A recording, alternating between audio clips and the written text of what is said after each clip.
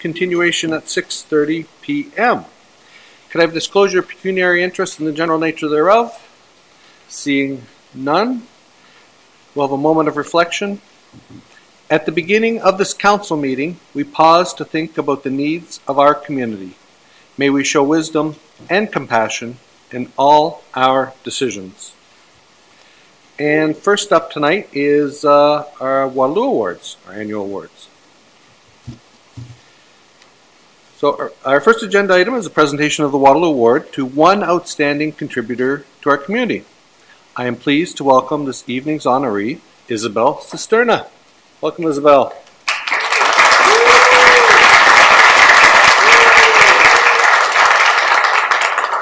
Thank you for joining us in council chambers this evening, along with your families, friends, and nomination supporters. I look forward to presenting you, Isabel, with your Waterloo Award. The Waterloo Award is the City of Waterloo's most prestigious civic honor. Since 1997, this unique award has been presented to a select group of just 50 recipients. The Waterloo Award is presented each year to individuals who embody a spirit of creativity and collaboration, who demonstrate leadership and innovative thinking, people who find new and inventive ways to improve our community. Nominations for the Waterloo Award are solicited each year from the public and from city staff. On behalf of council, it will be my pleasure to present the Waterloo Award this evening to an exceptional individual whose personal and collaborative efforts have enhanced the quality of life for our city and beyond. Her contributions have assisted in making Waterloo the strong and vibrant city it is today. I'd now like to turn over to Councillor Durrell. Thank you, Mayor Jaworski. Each year, the City of Waterloo celebrates citizens selected to receive the Waterloo Award by presenting them with a unique pin, individually designed and handcrafted by Waterloo artist Aggie Bainon, who is in attendance this evening. Aggie, are you here? Stand up, please. There she is. These distinctive Waterloo Award pins made with semi-precious and precious metals are given as a visible symbol of civic recognition. The pins can be worn proudly by their recipients for a lifetime. The names of the Waterloo Award recipients are also engraved on plaques that hang in these council chambers, including two of my esteemed colleagues to my left, Mark Whaley and Angela Veith, are also winners as well. I'd like to invite Mayor Jaworski and our award recipient, Isabel Cisterna, to stand in the council horseshoe now before her profile is read and the Waterloo Award is presented. I know a lot of you want to take some pictures, so just hold off. I'm going to embarrass Isabella for about the next 20 minutes as I read out her long resume, and then we can take some pictures. Isabella Cisterna has been instrumental in raising the profile of the arts in Waterloo as the founder and creative director of Neruda Arts, located in the heart of Waterloo. For 15 years, she has been at the helm of this nonprofit organization dedicated to building bridges in our community through world music, dance, drama, visual, and literary arts. According to Isabel's nominator, Mark Isner, Isabel's imagination and ambition is what keeps her motivation high and her vision for our community moving forward. She does not ask if or when, but rather how will we get a project, goal, or initiative done. For 18 years, she has made Waterloo her home, but has also made it feel like home to all who live here. The community has benefited greatly from Isabel's innovation. She transformed Latin Fest into Kultron, an accessible free world music festival that attracts artists to Waterloo region from all over the world. The festival includes a panel called The Conversation, which brings people together to take a deep look at the relationships with others from all walks of life and backgrounds, and how we can make each other accountable for bettering the community. The Kultron Festival is well attended by artists from across the globe, attracting visitors from near and far, and financially benefits our community by drawing tourism dollars to local hotels, restaurants, and businesses. Another of Isabel's achievements is how she worked tirelessly to bring our community the only local official activity of the 2015 Pan Am Games. When not hosting the Kultron Festival, Isabel works on Neruda's other programming, featuring intimate ticketed events of highly regarded performers, mostly held in Uptown Waterloo, often at the Jazz Room. Neruda moved its offices into a space in Uptown shared with the Kultron Market, another of Isabel's initiatives. It is a marketplace of unique direct trade goods from local and global artisans. The benefit to both the creators and the customers is incalculable, as so many people are positively affected by this means of trade. Similarly, the heart of Neruda Arts mandate is ensuring performing artists are paid a fair wage. If Isabella calls to book you, you can be assured it will be for more than exposure. Neruda has held an Earth Day event outdoors at their marketplace for the past 2 years, and this event inspired other local businesses to join forces and grow this event. The feedback from the community about the environmental responsibility demonstrated at this event has been stellar. Isabel's foresight and determination has also led to the completion of 2 public mural projects with world-renowned muralists involved focusing on Indigenous people. One of the murals was a major component of the official Canada-Ontario 150 recognition in 2017. Isabel's honesty, courage, and drive to break down boundaries make her an inspirational leader. She consistently shows young women and people of color that community is essential to moving forward. Her journey from the time she arrived in Canada as a Spanish-speaking young woman to where she is today is truly inspiring, and countless people she has touched have followed in her footsteps. In addition to her work with Neruda, Isabella has served as a member of various community organizations such as the Waterloo Region Arts Fund, the Kitchener-Waterloo Community Foundation, and the Ontario Arts Council. Isabel adds the Waterloo Award to an already impressive awards list, including the Paul Harris Fellowship in 2018, Leading Women Building Communities in 2014, Waterloo Woman of the Year in 2013, Top 25 Canadian Immigrant Award in 2012, Government of Chile Award for Achievement as a Chilean Living Abroad in 2011, Oktoberfest Woman of the Year for Arts and Culture in 2010, Waterloo Region Record Newspaper 40 Under 40 Award for Leadership, KW Arts Award for the Artillery Tapestry of Life Project 2008, and for Mentor of the Year in 2007. It is an honor to present the 2018 Waterloo Award to Isabel Cisterna.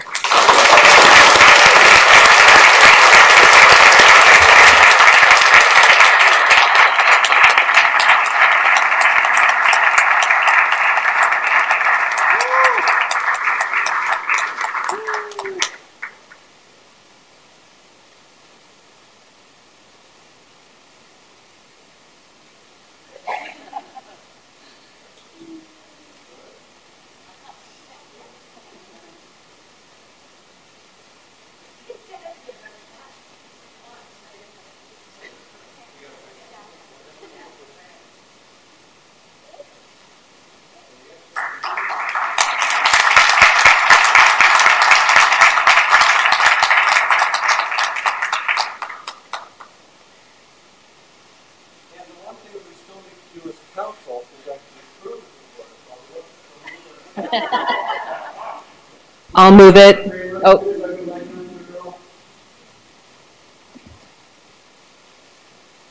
All those in favor? Great. Now it's official. Welcome, Isabel. Please, some comments. Thank you very much. I'm deeply touched and honored to be receiving this prestigious and wonderful award.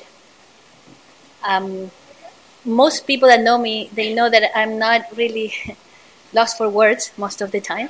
I'm a little bit frazzled right now, so please bear with me.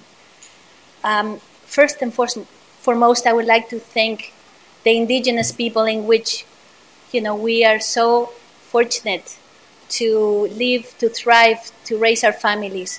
The Neutrals, the Anishinaabe, and the Haudenosaunee people. I like to thank, of course, the person who nominated me, Mark Esner, and the wonderful people who wrote the letters of support.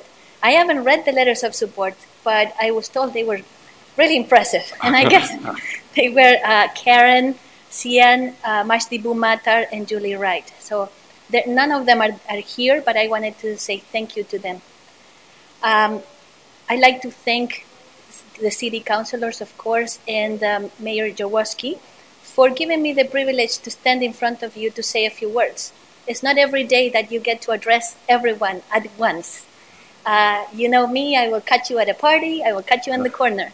Always with the idea that how do we make our community better? I can't do anything that I do without my family. So my family gets a special thank you, all of you.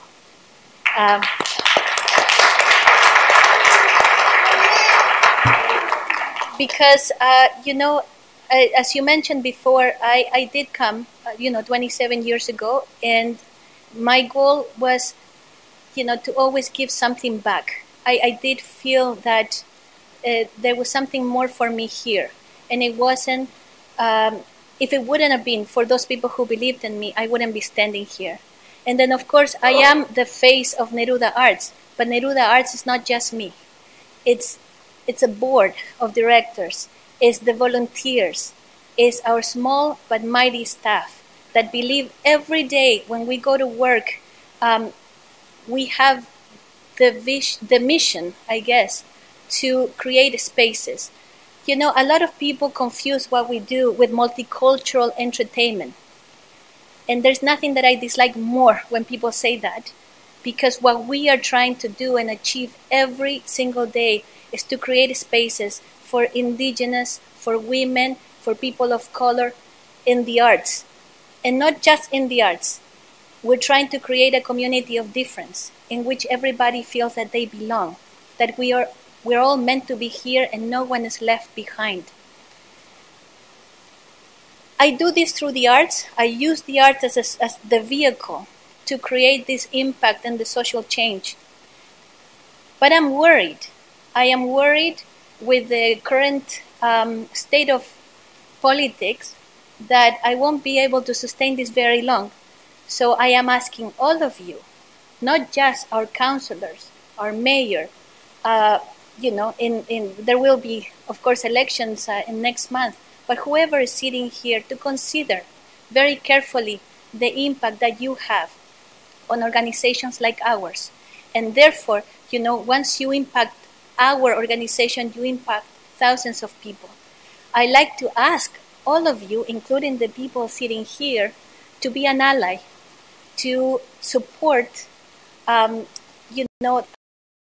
because I can't imagine what our community would look like if we don't continue to fight for the opportunity not only to present what we present to the audiences, which is world music, but in fact, it's more than world music. It's all those activities that have people that will have no business being together, holding hands.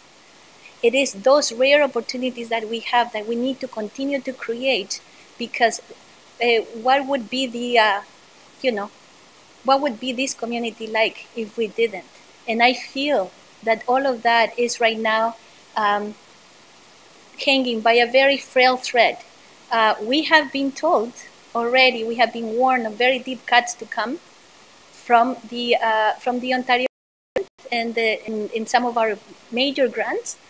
And I would like all of you to consider that with you, with your vision, with your support, we can ride that wave and we can make our community the community in which we all can thrive.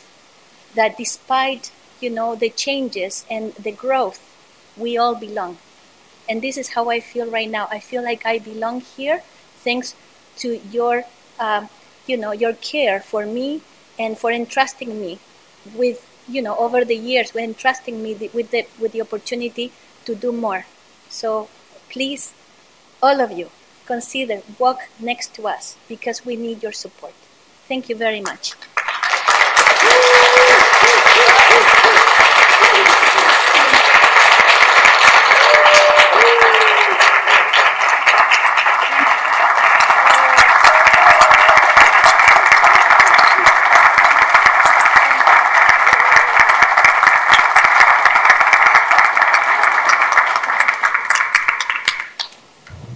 Well, considering you're nervous at the start, you really got on a roll there. That was wonderful, Isabel.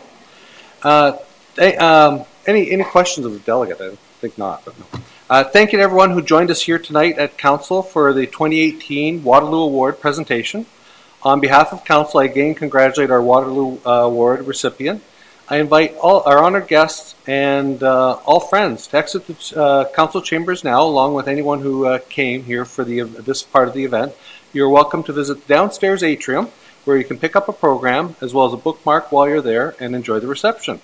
Please enjoy your rest of your evening, and we'll enjoy it upstairs here too.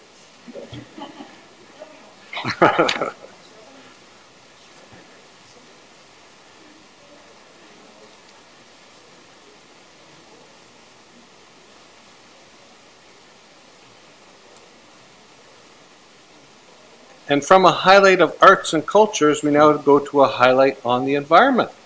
So welcome up. It's Reap Green Solutions annual update. Mary Jane and Dave are here. Welcome.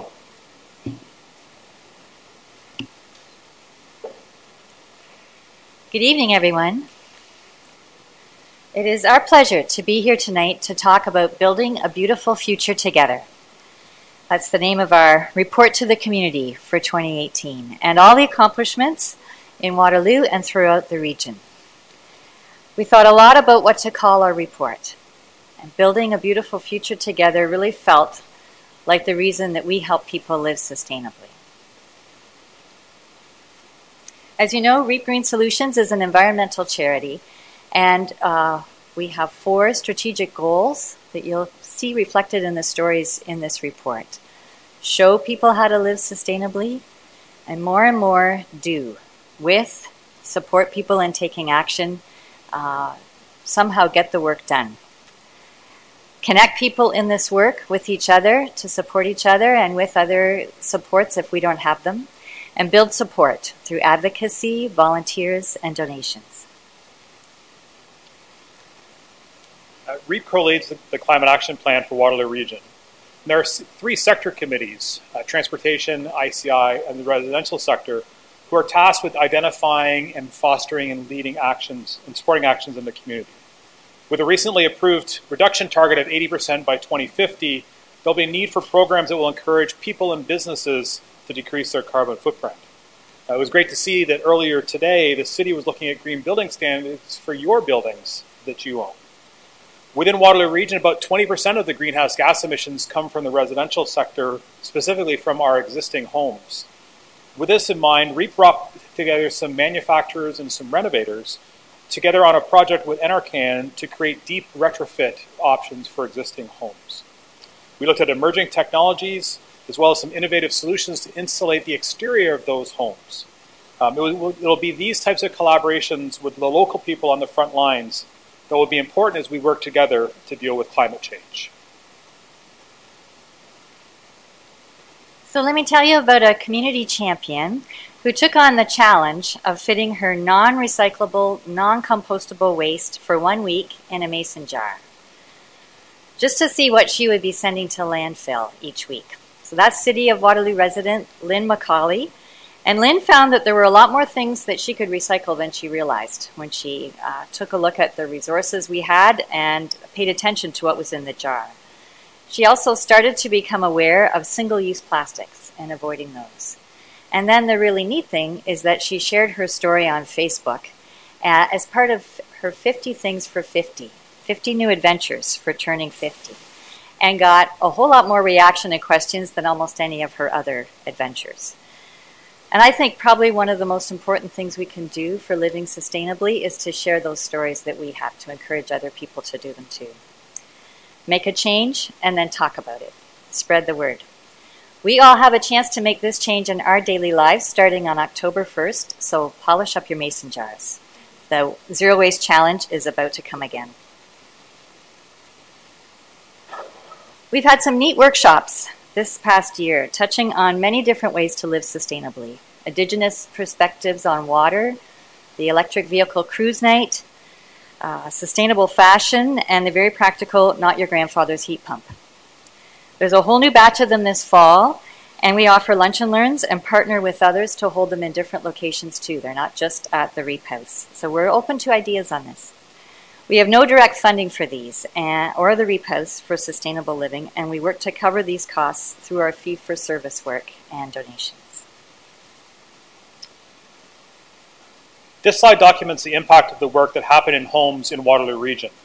The almost 600 tons of emissions will count towards our deeper reduction target.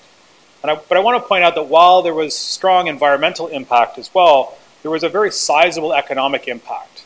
The work that was done through the renovations in the homeowner spent over $3.3 million on their renovations that were kept locally here, and more than $850,000 of that money was actually spent by homeowners in the city of Waterloo.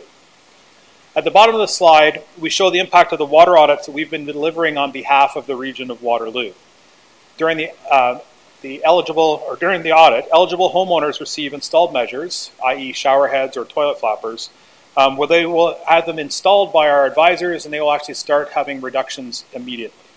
We recently added in some handheld shower heads, which we've seen some significant uptake on those devices as well.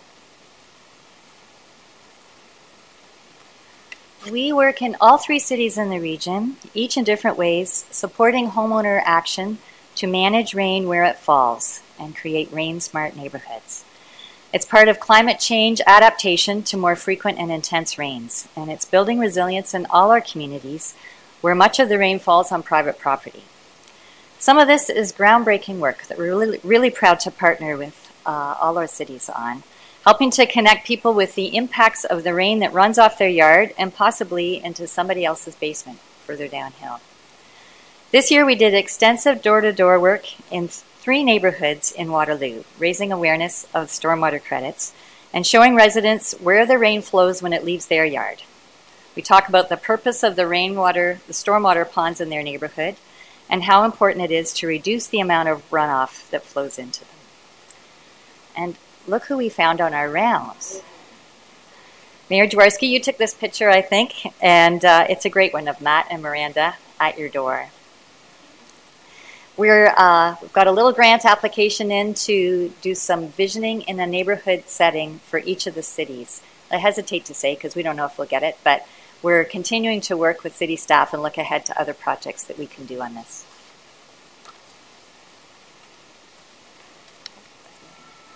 As an environmental charity, REAP is becoming more intentional about building support for this work through donations.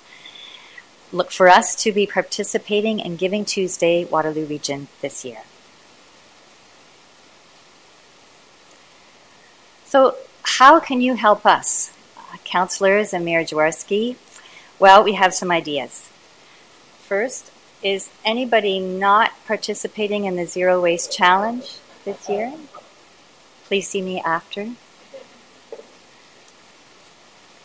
As we've now entered the fall, it's important that people are aware that there are still incentives for homeowners to make their home more energy efficient through Union Gas in partnership with the Government of Ontario.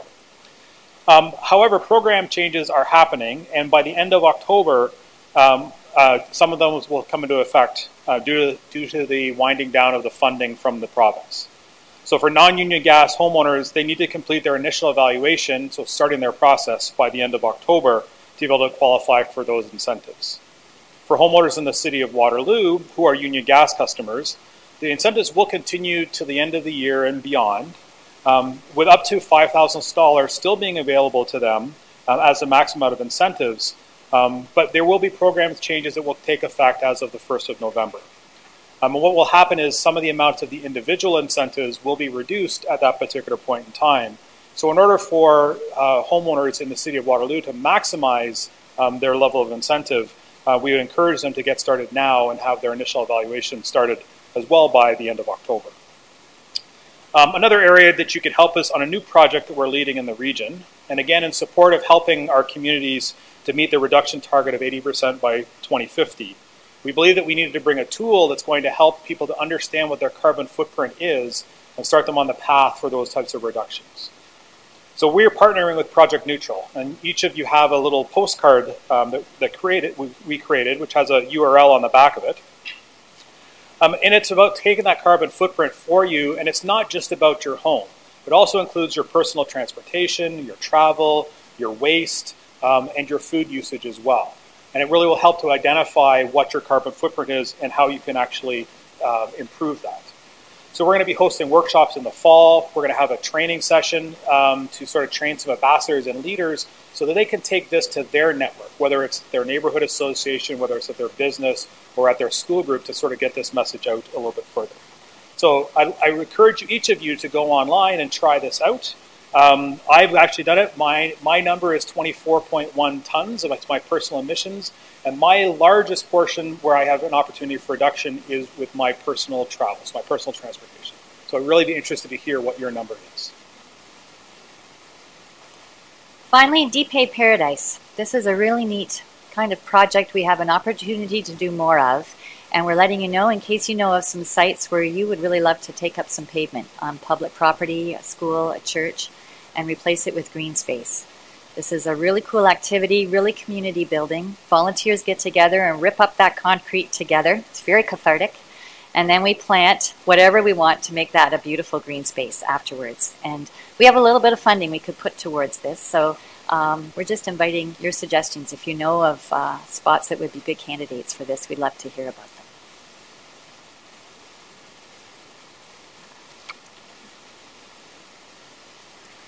Waterloo North Hydro is a core funder of REAP Green Solutions, and I can't say enough about how important that funding is to our organization.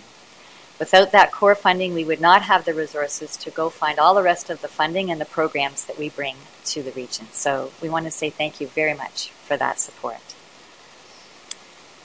And finally, we want to say a very big special thanks to the city staff that we work with throughout the year. And I'll mention Michelle Lee and Todd Chapman and Anna Marie Cipriani through much of last year. Together, we are helping Waterloo residents live more sustainably. Thanks. Wonderful as always. Questions? Councillor Veith first. Through you, Mayor Jaworski, thanks for coming. It seems like you were just here not that long ago. I just have a question about the Deep-Pave Paradise.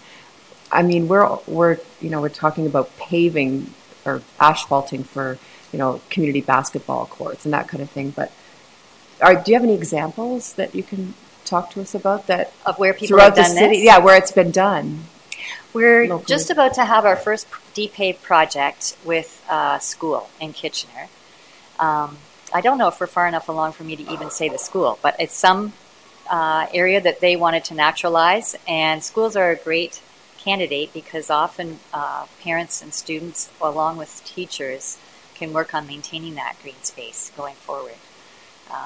We're also looking in one of the townships at some boulevards that they would like to get rid of pavement and have some green space there. And they've been done in other communities like Hamilton with the local green organization like REAP. Yeah. Further questions from council? Go ahead, please. Yeah, I just want to thank you for coming in, through you, Mayor Jaworski, sorry. Thank you, MJ and David, for coming in. I'm lucky enough to sit on the board of directors, and this is an incredible organization that really costs us very little money, but we reap big rewards. So thank you so much. And finally, I have a tip from last year's Zero Waste Challenge. Had my jar, I was doing so well for the first day. First day, just don't touch anything. That's what I've learned. Day one, don't touch anything. Day two, you can kind of get into it. And I made the mistake on Saturday of throwing towels into the dryer, taking towels out of the dryer. Dryer lint's not recyclable, so I got all this lint, I had to go in there, fill it right up. So don't touch the dryer during the week of Zero Waste Challenge. That's my tip for everybody here. All right, we'll put that online. Or hang your clothes outside. Okay, I'll just rewear my clothes that week. That's what I'll do, Dave. Thank you. Next up, we're into the informal public meetings. This is an informal public meeting to consider item 10A, zoning bylaw amendment Z1812, 400 Northfield Drive, the incorporated sign out of the Diocese of Huron. There will be no decisions made tonight. Council and the public are seeing this application for the very first time. Council is looking for feedback from interested parties with respect to this application. Tonight's comments will be taken into consideration in developing a staff position on this application, and a staff report will be considered by Council during a formal public meeting at a future time. All property owners within 120 meters of the subject lands and anyone who signs the registry will receive notice of the formal public meeting. Anybody who wants further notice of this application, including the formal public meeting and passage of any bylaw, should sign the appropriate registry located on the desk at the rear of council chambers. There's more than one registry there tonight, so please make sure you sign the appropriate one.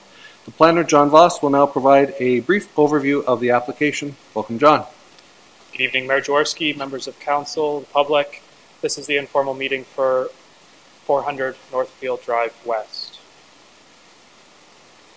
The subject property, outlined in red, is located in the Lakeshore North neighborhood, east of Laurel Creek Conservation Area, and on the north side of Northfield Drive West. The land uses around the subject property are primarily single detached dwellings.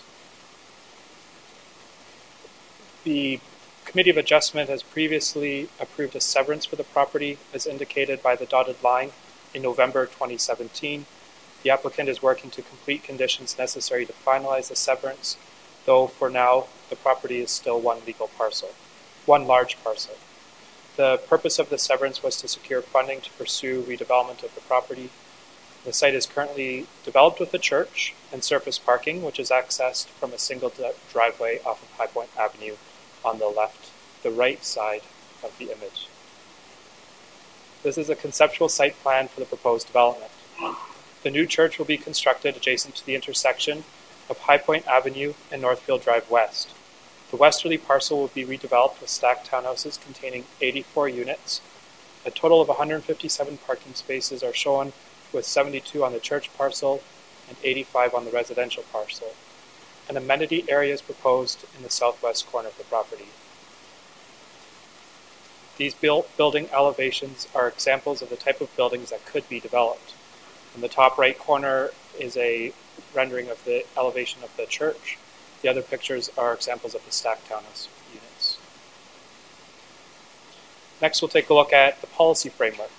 The official plan designates the property as low-density residential, which permits a density of 150 bedrooms per hectare. The new zoning bylaw, 2018-050, zones the property active zone change, or ZC. The zone was applied to properties where zone change applications had previously been submitted. The ZC zone recognizes the zoning that existed in the previous zoning bylaws. In this case, bylaw 1418 zoned the property as institutional 4 with a height limit of 4 stories. The zone permits a range of institutional uses, but not residential uses.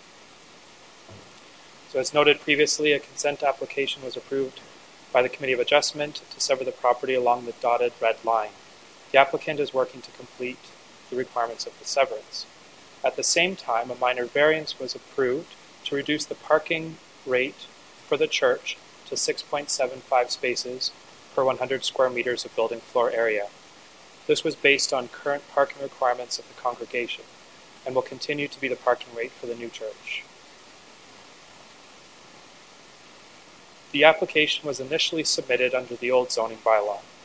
The applicant requested to rezone the property from institutional 4 to medium density 3, which permits stacked townhouse units. Site-specific amendments were requested specifically to reduce the residential parking rate to 1 space per unit, reduce the interior yard setback to 2.5 meters, reduce the landscaped open space to 40.9% of the lot area, reduce the common recreation area to 5.2% of the lot area, and change how density is calculated from units per hectare to bedrooms per hectare in keeping with the official plan. Since submitting the application, City Council has approved a new citywide zoning bylaw, which zones the property as ZC. The application will now be reviewed under this new zoning, but with the same intent as the initial application. Staff will review the application against the new R8 zone, which is equivalent to the previous MD3 zone. Based on an initial review of the R8 zone, the only site-specific regulation required for the proposed development is a reduction in parking from 1.1 spaces per unit to 1.0 spaces per unit. Other site-specific regulations may be required after the severance is completed, such as a rear yard setback of 2.5 meters adjacent to the church parking lot, which I've indicated with the red arrow here.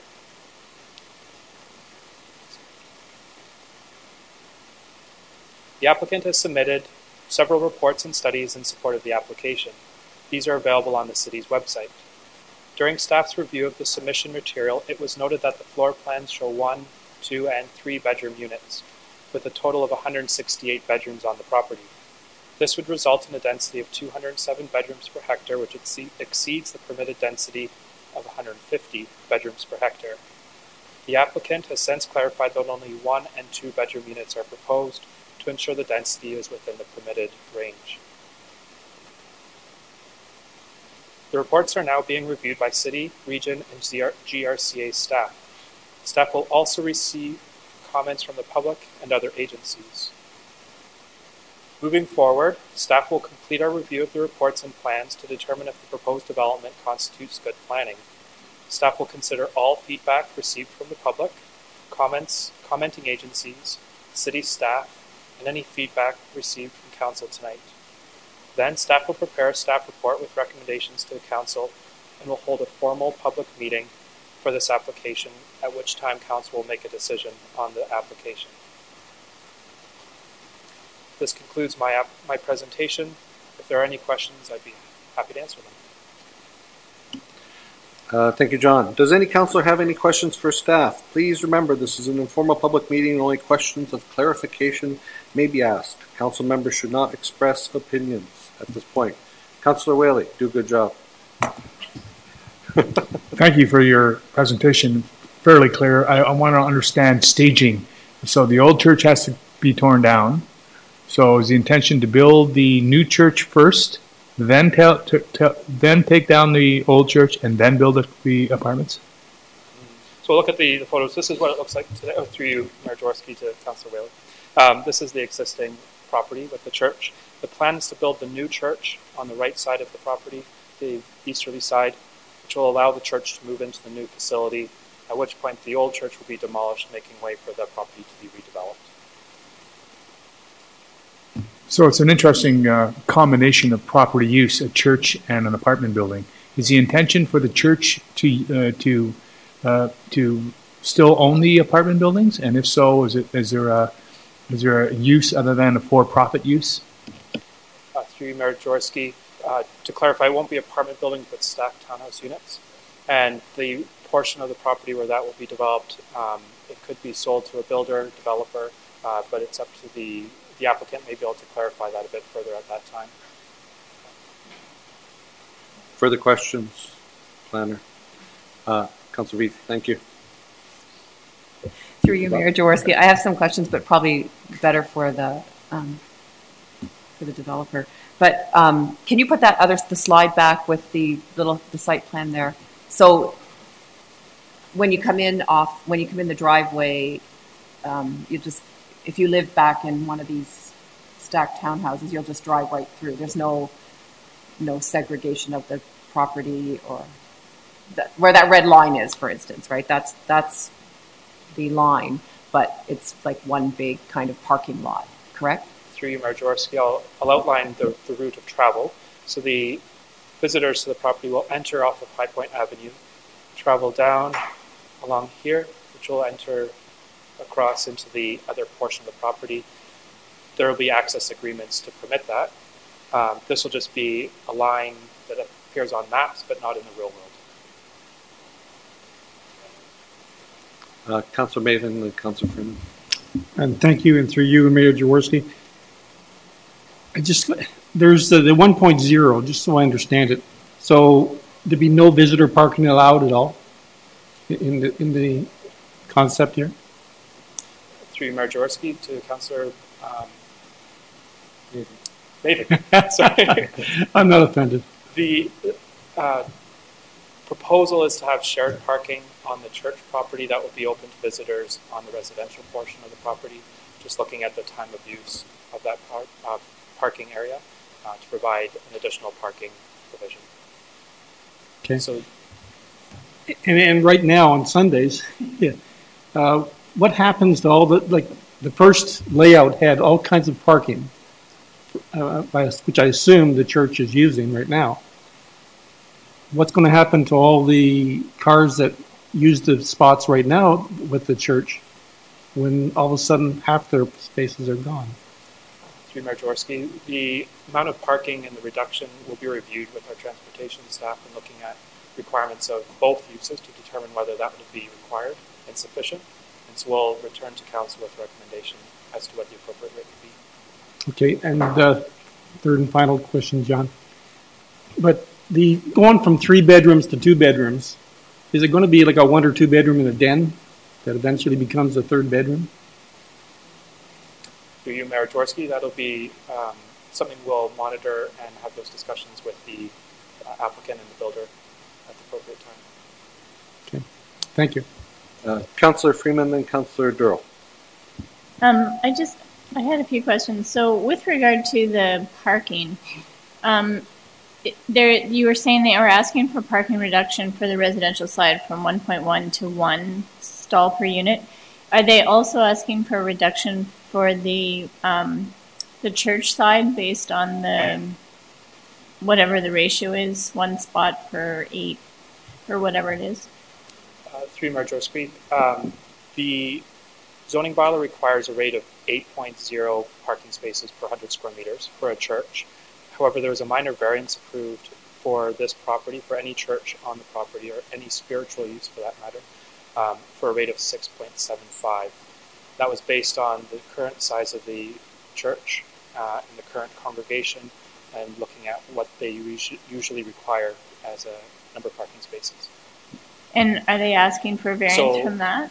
Again, through Mayor Jaworski to clarify that, that is now the approved rate. They're not asking for any further reduction beyond the minor variance. So my other question relates to creation of a pedestrian realm along Northfield. And so I just wondered, I understand why the stacked towns are backlotted to the north side of the property, but is there no potential to create somewhat of a front door facing Northfield and Westmount too, so that it creates a pedestrian realm there? Through Mayor Jaworski, that'll be something that we'll look at, definitely through the site plan review phase. Whether that is something we can put into the zoning, we'll consider that, and we'll return to council with a recommendation. One of the reasons for asking my question is whether or not there's an opportunity that some of these stacked townhouses could be visitable, meaning they're on grade with the sidewalk off of Northfield, and that people could enter directly without having stairs. Excellent points, and we'll consider those. I didn't recall, did you ask, is there a reduction requested for amenity space as well? Like, can you go back to your listing of variances? So it's the parking rate. Okay. So they are asking for a reduction in landscaped open space. Through Mayor Jaworski, to clarify, this is the original application. These were the amendments that were requested. However, with the approval of the new zoning bylaw, those regulations were no longer required to the same limit. And so the percentages that are proposed are within the new R8 zoning range. And so they're no longer requesting any reduction. They'll actually be putting more landscaping than what was actually required in the new R8 zone, which is the explanation of this slide as to what the new, just only one amendment. Next up, Councillor Durrell. Oh, that was it. Those were my questions. Freeman. Thanks. I had one regarding the flankage yard there on this diagram. The townhouses that sit back, they seem rather close to Northfield Drive. Is there any planning consideration in that regard? To Mayor Jaworski? Yeah. The flankage yard setback is 6 meters. That's the requirement. And I believe they're slightly larger than the 6 meters. So they're exceeding the setback requirement. Again, through landscaping, other features, there can be some other sidewalks or other details added in, but they meet the setback requirement. Thank you. Last call. I think you're okay, John. Thanks. Okay, thank you. I will now ask the registered delegations to come forward. We have one, and that is Mike Craddock, Lakeshore North. Trevor. Oh, Trevor, I went right past you. Come on down. I looked at the highlighted one. Welcome, Trevor. Thank you, Mayor Jaworski, and I'll try and be brief so your overlooking of me won't cost us too much time. John did far too good a job of summarizing the application, so he's taken a lot of my slides away. But generally speaking, this property is well served by schools and parks. I think I just want to highlight that. There's a fairly large park in the back of the neighborhood which can be accessed from Westmount or from the internal streets in behind. There is a school across the street, a signalized intersection with crossing guards every morning that takes kids across to N.A. McEachran. And there's a school further in North Lake Woods as well as Sir Edgar Bauer for those seeking Catholic school education. So it's well served by community facilities. The Y Library, of course, is a little bit further down the road on Laurelwood at Beringer. Some photos to show council the location of the property. So top left, we have almost near the corner of Northfield and Westmount looking towards the church. So the church has a circular driveway near its entrance today. It's situated at the far northwesterly corner of the property.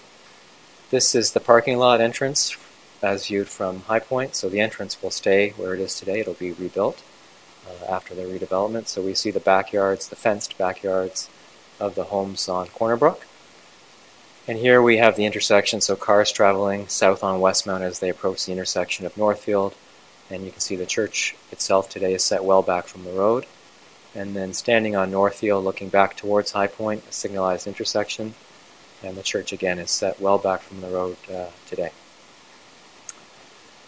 The proposed development on the westerly half, it's really a two-part development here, is stacked townhomes. So the townhomes would be 1, 2, 3 units as we go from top to bottom, and they'd be situated side by side as well. There's several examples in Waterloo region. The closest one to City Hall would be at Park and Allen Street. It's a good example of a stacked townhouse development.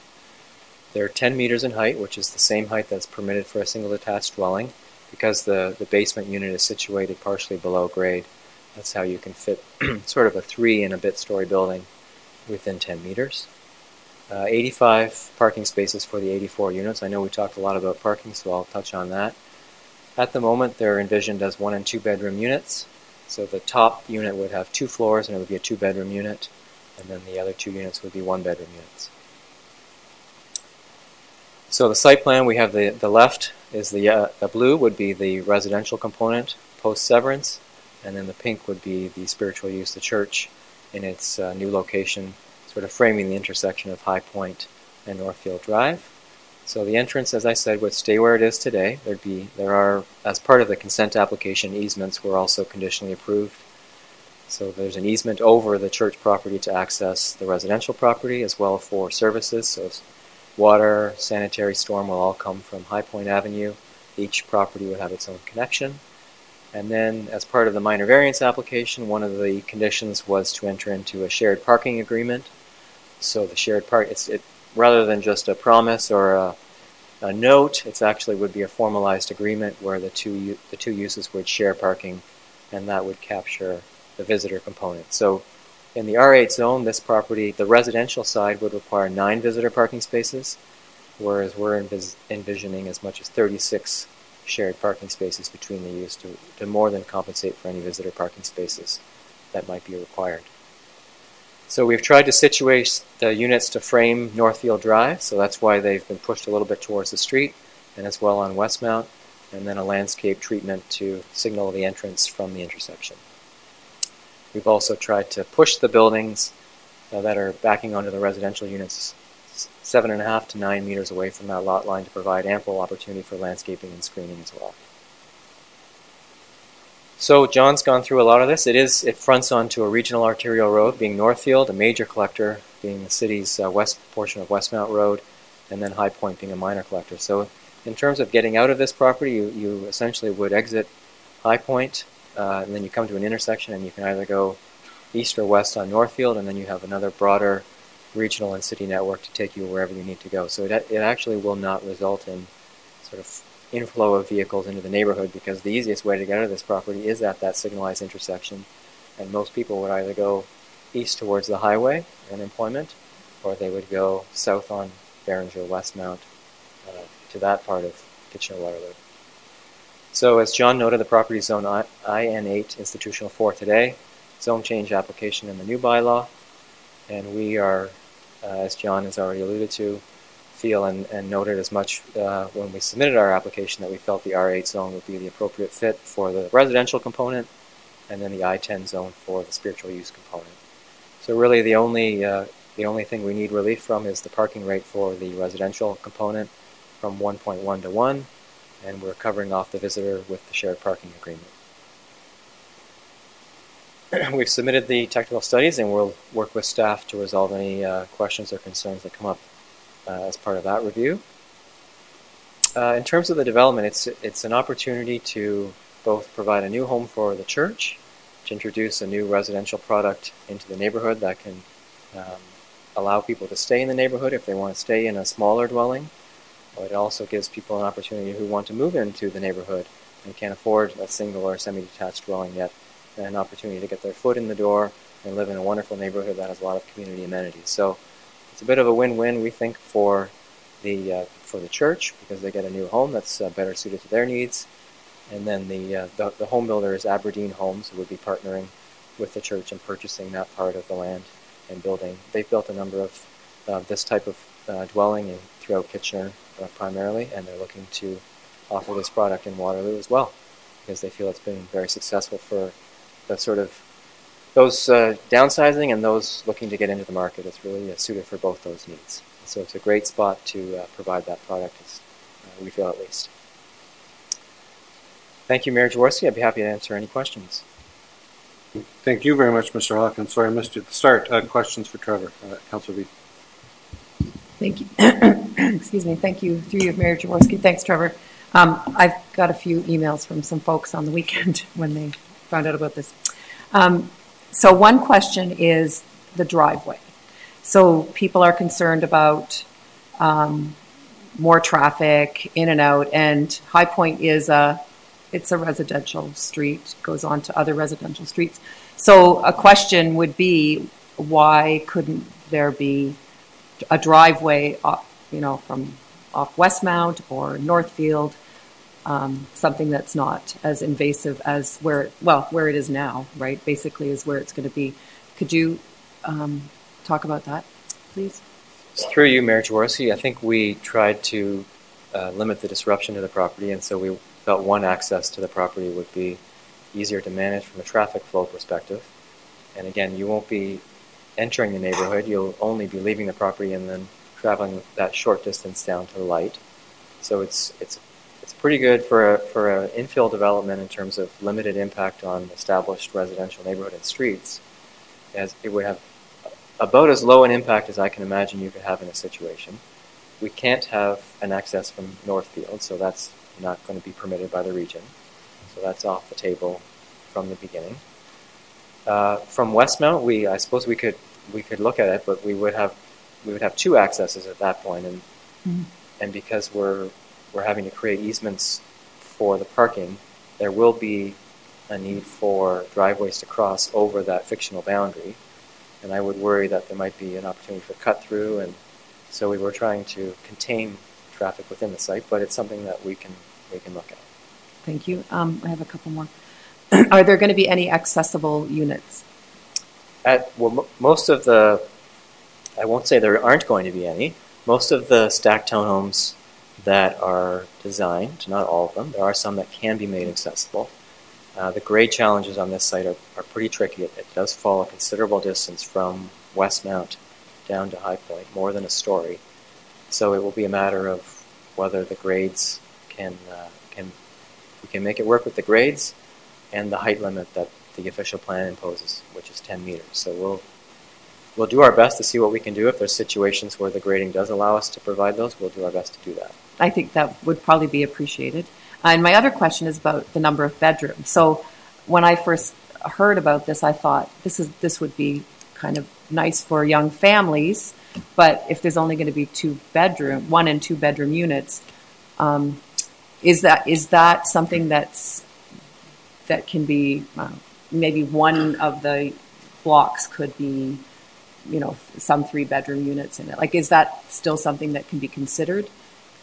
It's always something that can be considered, absolutely. I think we felt the 2-bedroom units they'll be fairly sizable, so that would be an opportunity for a family that's starting, with one child, or a single parent with a child or 2 children. So that was kind of what we were thinking that would work for, but we haven't ruled out a 3-bedroom concept.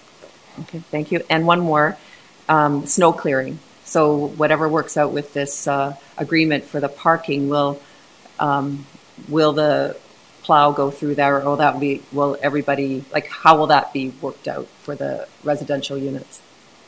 Yes, there will have to be an arrangement between the residential property management component and the church property management component, and I'm sure that they will minimize how many people are plowing the parking lot. They'll have to work together on it, and that's something that we'll be sure that happens collaboratively.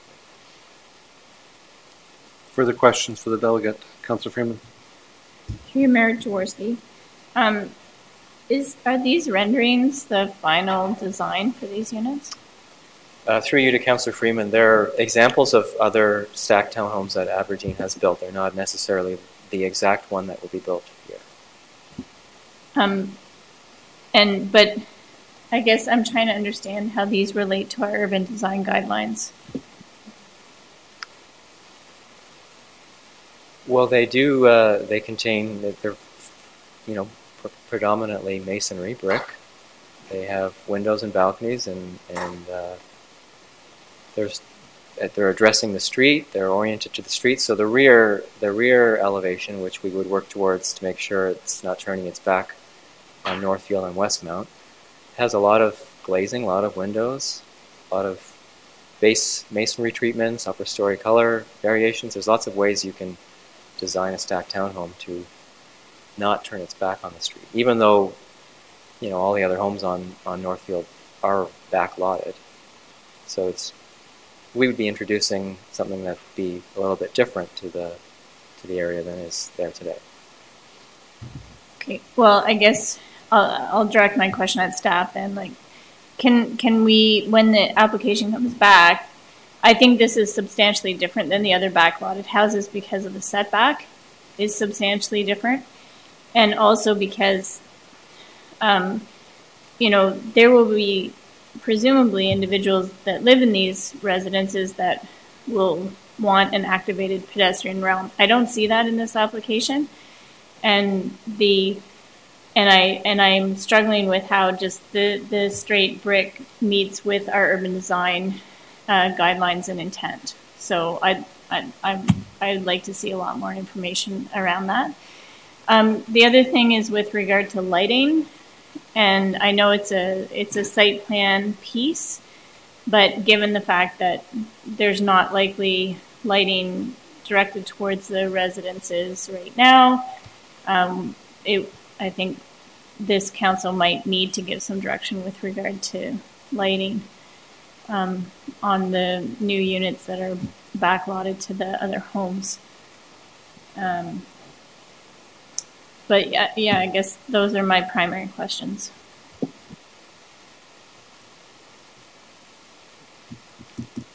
Further questions? Councillor Maven. Thank you, and through you, Mayor Jaworski. Trevor, I'm still having a little bit of trouble with the days when the church is being used full activity.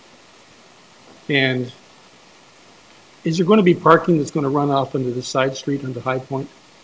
Like, how many members of the church exist right now? How many families, I should say? Through you, Mayor Jaworski, to Councillor Maven, when the minor variance was advanced, the church had assessed what their parking needs would be, sort of as their average peak, if you will. Not perhaps Christmas and Easter, but their peak otherwise. And the parking allocated to the church use more than satisfies that. That's why they were seeking the variance. They had too much parking. The 8 per 100 was too much parking for their needs. Okay. So there is a buffer built in to allow for the sharing of those spaces. I mean, the new zoning bylaw would require 9 visitor spaces for this. There's certainly more than a 9 parking space buffer that's going to be there other than Christmas and Easter and sort of your peak holiday times where the church might require all of their parking spaces.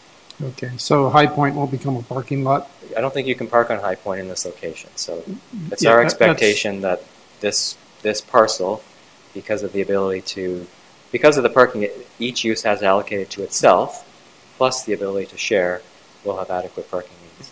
And perhaps I used High Point too easily, but High Point or the neighboring Yes. streets. Yeah. Understood. Okay. Thank you. Seeing no further questions, thank you very much, Trevor. Next up, Mike Craddock, Lakeshore North Neighborhood Association.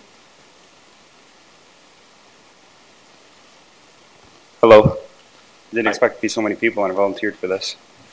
Good evening, council members and fellow community members. My name is Mike Craddock, and I'm a volunteer for the Lakeshore North Neighborhood Association. Our association is a collection of neighbors that volunteer our time to make our community better.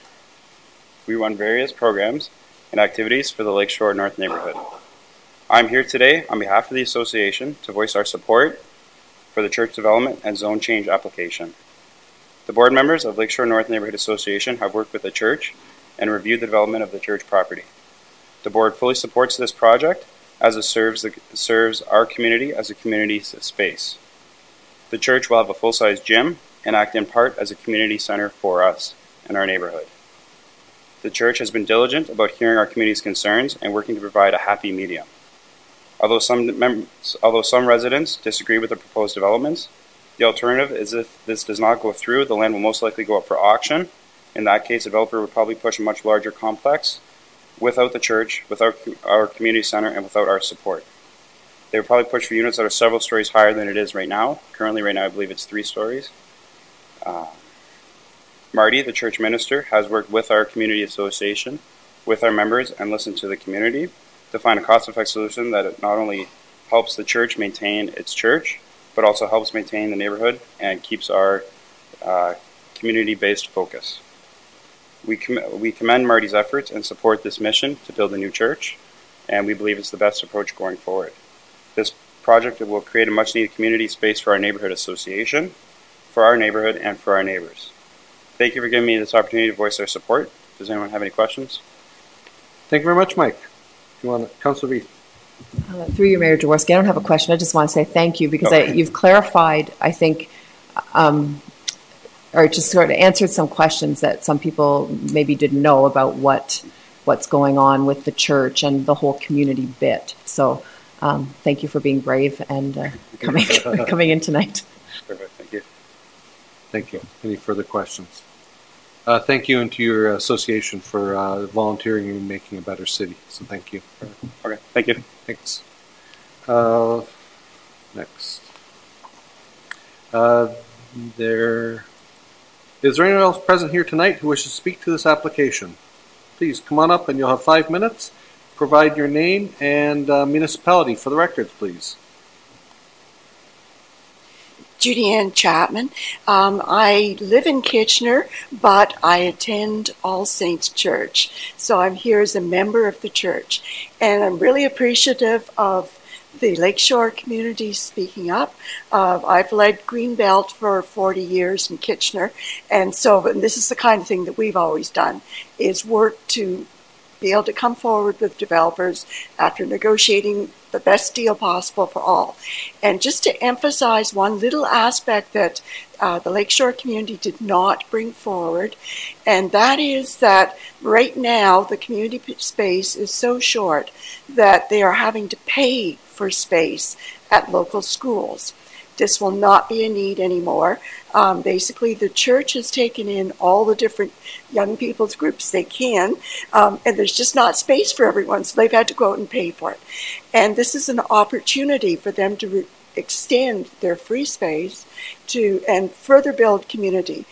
We try to be a very welcoming community at All Saints, and I hope that our relationships will go stronger as a result of this. Thank you. Thank you for your commentary. Any questions? I see none. You're all good. You're off the hook too. Anyone else present here tonight wish to speak? Please come on up. I see 2 now. So come on up right here. Name and municipality, please. My name is Jeff Sage. I live on Clearwater Crescent. I live in Lakeshore North.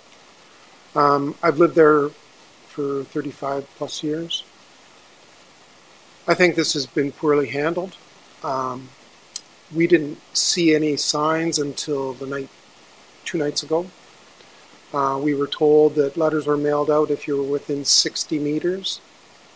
I think that's pretty unfair. I think that's not dealing with the neighborhood very well. As far as being a member of the neighborhood, I'm not a member of the neighborhood board or the association. I've never heard of it. So I want it to be clear that there are other people in this neighborhood that are certainly going to be impacted by this. We've talked about parking. We can talk about parking a lot more. When we look at one unit, I think the chances are very, very slim that that'll be a single family with a single car, and those cars will have to go somewhere else. We can say it's shared with the church, but when I take my 2 cars into there and my car's in the parking lot on Sunday when it becomes church day, where's that church car going to go? There is some parking on High Point. There is not a lot of other parking places. I think there's a whole bunch of variances that they've asked to change or to get waived or to get exceptions or exemptions to. I think maybe we should rethink the whole plan of 84 units and downsize it. I don't think that's appropriate to jam that and say it's medium density in a low density neighborhood that's been established. If the church is so desperate for space, why doesn't the church just expand? I think there's a whole bunch of questions here that aren't being answered. And I think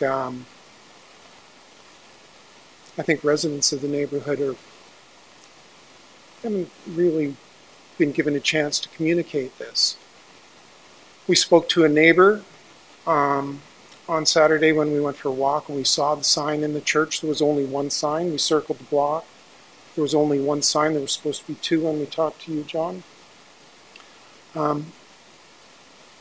If you're outside that 60 meters, you didn't get a letter. Does that mean you don't count? Everybody in our neighborhood comes off. Well, if you're on Wintergreen, you have to turn off Wintergreen onto High Point to get onto Northfield to go either north or south or east or west. I really think the traffic survey that's been done and was posted on the website, I don't think that reflects what goes on in the neighborhood. If we look at getting off Northfield, we've got maybe 50 meters, if that, to immediately make that left turn across High Point to get into the church and the shared driveway into their parking spaces. I don't think that's going to work very well. I see it causing backups. I'm wondering if the crossing guards have been consulted on this, because crossing children, both my children grew up in Lakeshore, went to N.A. McEachern, and it was a constant concern getting across Northfield. So now we're going to be putting on the website, it says there's an estimate of, I think it was 48 additional trips at peak morning rush hour and 68 additional cars in afternoon rush hour. I can't see those numbers as being realistic when you're putting 84 units in there and very few of those people would be single family or single car families. So I think we should maybe really consider going from 84 to a reasonable number. Maybe not stacking them 3 high. Maybe not stretch the idea of medium density beyond what realistically, maybe we should say medium density 2. So bring it down a couple floors, keep the parking now reasonable, that would solve that problem. I really struggle with a shared agreement, whether it's written or not, between a church when all of a sudden Oktoberfest comes and wham, everybody's got friends coming in and the parking now isn't available. Okay, are there any questions? Thank you very much. Just to clarify, it was 120 meters that the notifications went to. No, and it also wasn't. That this is the, okay. Do you know, Camp? Was it 60? Certainly there's two different standards. This property did go to the Committee of Adjustment, as John had mentioned, and so to get the parking relief and to go through the severance, and that would have been 60 meters. Zoning bylaw amendment is 120 meters. And both those numbers come from the Planning Act. Okay. Thank you. Thank you. And we are just seeing it for the first time since the beginning of the conversation. So thanks for coming forward. This is the beginning of something that will continue on for some weeks or months, sometimes years. But anyway, questions for the delegate? First for the delegate. Seeing none. Thank you. And you have a question? No, thanks. There's no questions for you. You sure? Yeah, she has questions of staff. Questions of staff. Go ahead, Councillor Reid. Thank you. Thank you for coming, Mr. Sage. Yeah, I just, could you, or maybe it's for John, can you talk about the signs? Because I didn't see any signs in the neighborhood that mentioned this. And the other thing I need to know is I saw it in the Chronicle, and was it only in there once or was it in there twice? And my other question is about this, when we send notices out, whatever it is, the Planning Act, correct, that dictates that. So are we allowed to send notices out to a wider area, or do we have to use what the Planning Act says? Because another example from the Beaver Creek a few months back, when the developer said that the notice went out to whatever, how many meters, but nobody lives within that. So nobody knew, right? So they found out through Facebook or whatever. So that's my question is it possible to have a wider reach when these things happen? For sure. Through you, Mayor Jaworski, I'll answer a few questions and some clarification, I think, will hopefully help. So to clarify, firstly to Mr. Sage, thank you for his comments. The 60 meters is from an email I sent yesterday, and that was an error on my part. It was 120 meters is the radius that was sent out to all residents. In my email yesterday afternoon, as I was rushing through, I said 60 again, referring to what was for minor variances, but zone changes, it's a full 120. So any properties within that radius, that's in the regulations and the policies that we have in the official plan, which follows in accordance with the Planning Act. And so the notice that was sent out was appropriate based on the requirements. We also asked the applicant to put up two signs notifying the application. Signage was put up at the driveway and also at the corner of the intersection of Northfield Drive and Westmount. However, a few days later, those signs were vandalized. The applicant has since put up the one sign. The second sign wasn't located when they were there, and so one sign was put up, but the signage was put up initially in accordance again with the Planning Act, but unfortunately due to the vandalism, that second sign was gone. Newspaper ad was posted weeks in advance, again according with our official plan requirements. The other question being, can we increase that radius? That's something that council could decide would be appropriate. We would consider that, obviously considering the economic costs of the postage, everything else that would be incurred. However, I think I'll defer that answer to Cameron Rapp, if that's appropriate. Yeah, Mr. Rapp, please go ahead. Certainly. Everything John said is accurate. The one thing that excuse me, it's okay, I don't need one, it's empty, that I want to remind council of is that in planning matters, we need to remain objective as an organization and not introduce subjectivity, because subjectivity can always be questioned. So while the official plan does recognize that council can now modify our notice without conducting an official plan amendment, we need to be very prudent and sort of stick with standards. So staff might be able to develop standards for council of when to apply greater than 120 meters, but we should not introduce just subjectivity as applications come in, because that does cause problems under the Planning Act as to why council would have chosen to modify their standards, if you will. So that's the only caution I would bring forward. But staff, we do want to work towards, I guess, a protocol for council to consider. But it should be done in a very thoughtful and comprehensive fashion, not to introduce subjectivity. Okay, thank you. Let's call for Councillor Freeman. Question of staff. There are more delegates. Okay, question of staff. Councillor Freeman. It's just with regard to the comments about traffic. In looking at the traffic study, it looks like everything's operating well below capacity, but will the region provide comment on that, recognizing that we don't review the traffic studies? We turn to the region for that? Through you, Mayor Jaworski, to Councillor Freeman, that's correct. The region is reviewing all of the submission material and will be providing comments accordingly. As the owner of the intersection, the regional road, right, they will be the ones most concerned about the intersection. As a follow-up to that, the proximity of the driveway to the intersection, I don't know if the region has a standard on that, but maybe you can just help better understand where they think cars are going to stage. I guess they would back up into the property. I don't know, but I think it would be helpful to have commentary from them on the traffic study. For sure, and staff will have those discussions with them. Okay, I think I see two more delegates. Is there two? One for sure. Last call.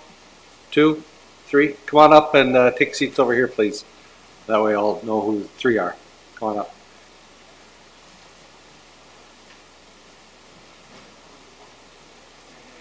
And we'll go. Red, you have 5 minutes. Name and okay. I'll municipality. Be really quick. Thank Andrea Henderson. I live on the corner of Wintergreen and Northfield Drive. We definitely want to keep the church, but the density of the property seems a little extensive. They're supposed to be applying for zoning for MD3, so that's medium density 3. You're now all of a sudden R8 zoning. I just don't understand what that is, because medium density 3, there wasn't enough open space because it was only 40.9 instead of 50, and then all of a sudden the green space was supposed to be 10%, it's now 5, and then you mentioned, oh, well, it's R8 zoning, and all of that is approved, and the only thing we need is parking sharing.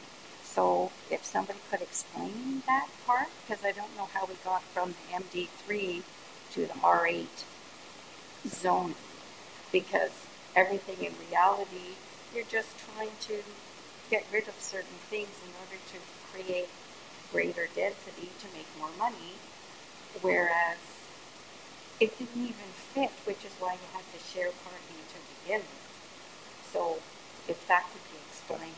Sure. At this point, you're doing a presentation to us. I'll ask for questions, but I'll make sure I get you an answer. Any questions of the delegate? Seeing none, thank you.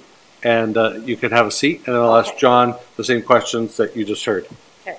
And John can explain the difference in the zoning. For sure. Thank you, Ms. Henderson. Firstly, if anyone would like to get any further clarification, I'd be more than pleased to have a phone conversation or even meet with anybody here at the city at any time.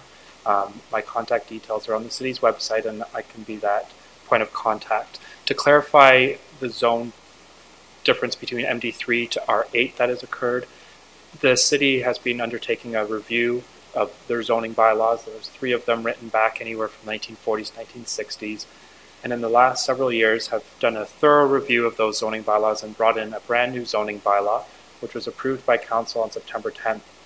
The application was submitted before that, but now on September 10th, those old bylaws, the MD3 zone, no longer exists, and that's why we have these new zones, which would be R1, 2, 3, all the way up to 8 and 9.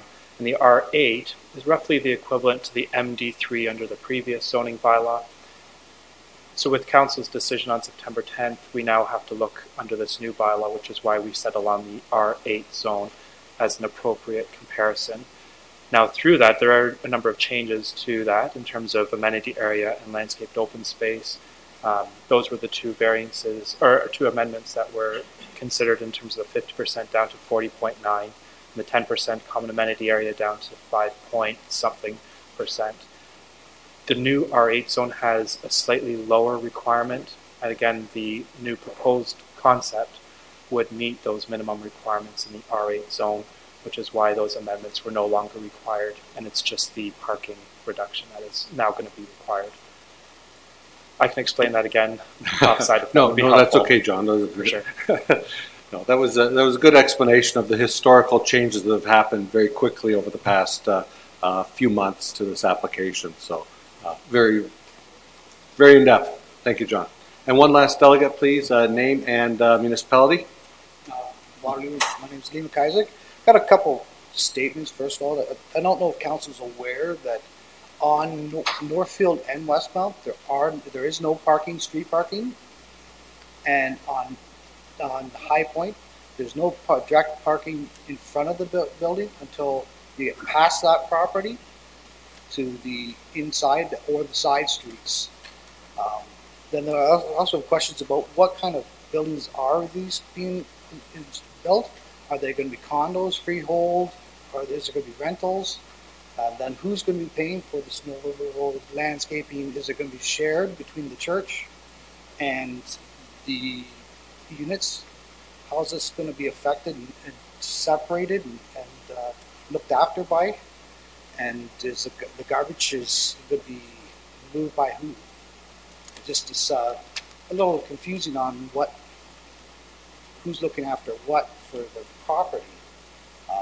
I think the parking's a little undermount because the parking is going to be going to side streets now, not adjacent even to the property, because of the lack of street parking in this area. And that's two of the questions that I could think of off the top of my head.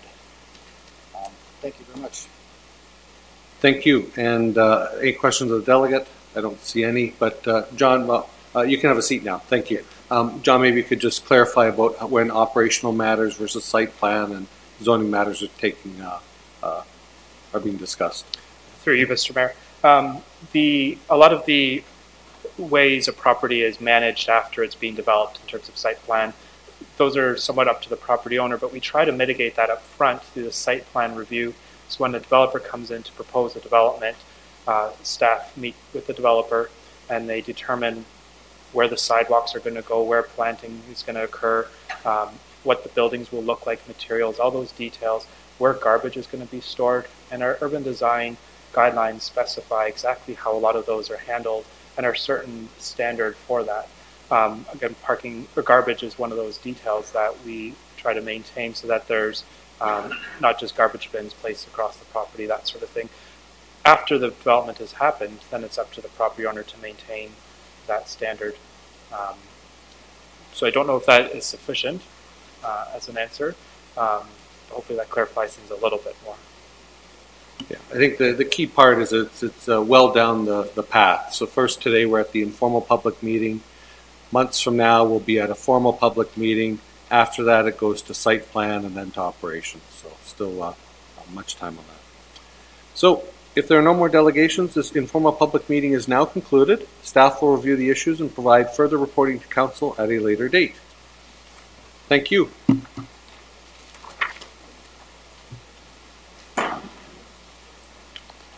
Item 10B. This is an informal public meeting. Consider item 10B, zoning bylaw amendment Z1814 for 319, 337, and 343 Willett Street, John Perks and Stelka Avram. There will be no decisions made tonight. Council and the public are seeing this application for the first time. Council is looking for feedback from interested parties with respect to this application. Tonight's comments will be taken into consideration in developing a staff position on this application, and a staff report will be considered by Council during a formal public meeting at a future time. All property owners within 120 meters of the subject lands and anyone who signs the registry will receive notice of the formal public meeting. Anybody who wants further notice of this application, including the formal public meeting and passage of any bylaw, should sign the appropriate registry located on the desk at the rear of Council chambers. The planner, Rita Seelock, will now provide a brief overview of the application. Welcome, Rita. Thank you very much, Mayor Jaworski. Members of Council, ladies and gentlemen, this is an informal public meeting for 319, 337, and 343 Woolwich Street. Zoning Bylaw Amendment Z1814. The application was submitted by the applicants are John Perks and Stelika Avram, represented here tonight by Scott Patterson of LaBrache, Patterson and Associates. The subject site is outlined for you in red on this map. It is located in the east end of Waterloo, near the intersection of Woolwich and Kiwanis Park Drive, at the border of Kitchener and Waterloo. The border between Kitchener and Waterloo is shown in blue on this slide.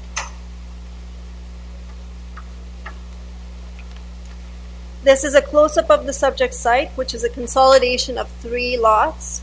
As you can see, the subject site essentially takes up the entire southwestern portion or corner of Woolwich and Kiwanis Park Drive, with the exception of 333 Woolwich Street over here, which contains a single detached dwelling. In terms of the surrounding land uses, the subject site is surrounded by city-owned lands to the southwest over here, containing a woodlot, a wetland, and a hedgerow. Single detached dwellings are located to the west and northwest over here. An estate residential lot with a single detached dwelling is located to the north, and single detached dwellings are located to the east and northeast in Kitchener. Finally, a yet-to-be-developed portion of the Woolwich Estate subdivision is located to the south of the site over here.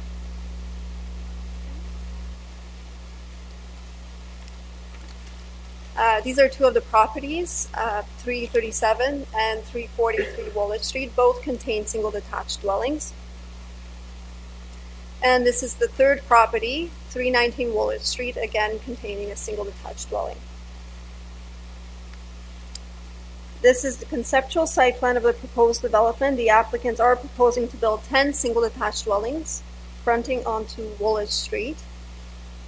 These are lots 1 and 2, 3 through 6, and 7 through 10 over here. 22 townhouse units are proposed in behind the single detached dwellings over here, here, and here. And a single access driveway for those townhomes will be through Woolwich Street right here. The applicants are proposing a wetland buffer in the southwestern portion of the site, shown in green on this site plan, and a common recreational area shown in orange. The applicants are planning to create the 10 single detached parcels and the large townhouse parcel through the city's consent process through the Committee of Adjustment.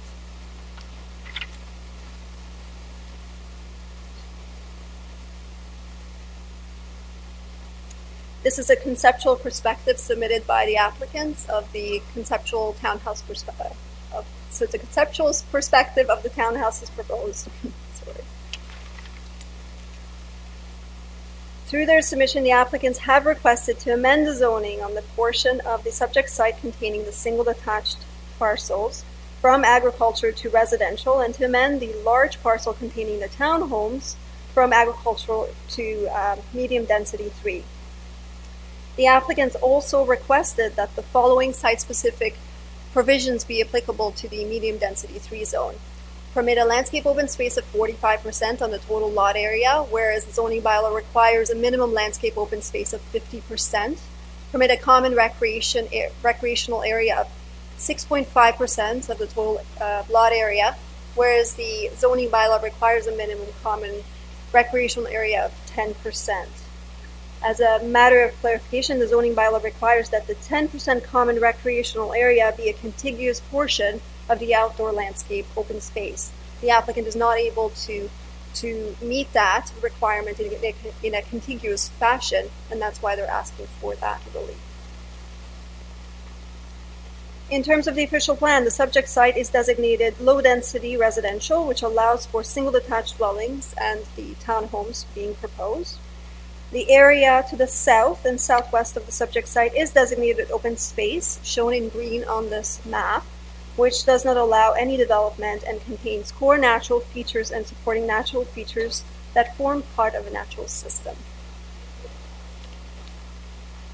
In terms of zoning bylaw 2018-50, also known as the new citywide zoning bylaw, the subject site is zone change application, or ZC, because the application was received and deemed complete prior to council approval of the new zoning bylaw. The intent of the ZC zone is to ensure that the zoning regulations applicable to the lands on the day before the effective date of the zoning bylaw continue to apply. Oh, sorry, I'm going to go back. When looking at the surrounding zones, in terms of the new zoning framework, I just want to point out that the subject site is surrounded by R8, so residential 8, residential 4, and future development, no, not futures, future determination to the south, conservation zone, or OS3, to the southwest, residential 5 and residential 3 to the west and northwest, and future determination to the north. In terms of zoning bylaw 1418, which was the zoning bylaw in effect the day the application was deemed complete, the subject site was zoned agriculture, which permits a farm and a single detached dwelling on a lot with a minimum lot area of 10 hectares. The agricultural zone does not permit townhouses or single detached dwellings on lots with less than 10 hectares in size. When reviewing the surrounding zones under the previous zoning framework, the subject site is surrounded by the medium density 3 zone to the south, agricultural zone and residential zones all to the south, the green 1 zone to the southwest, flexible residential zone to the west, and agricultural zones to the north and northwest.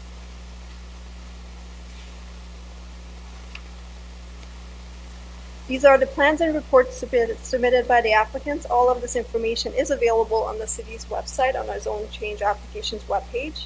The submitted information is currently being reviewed by city staff, regional staff, and GRCA staff.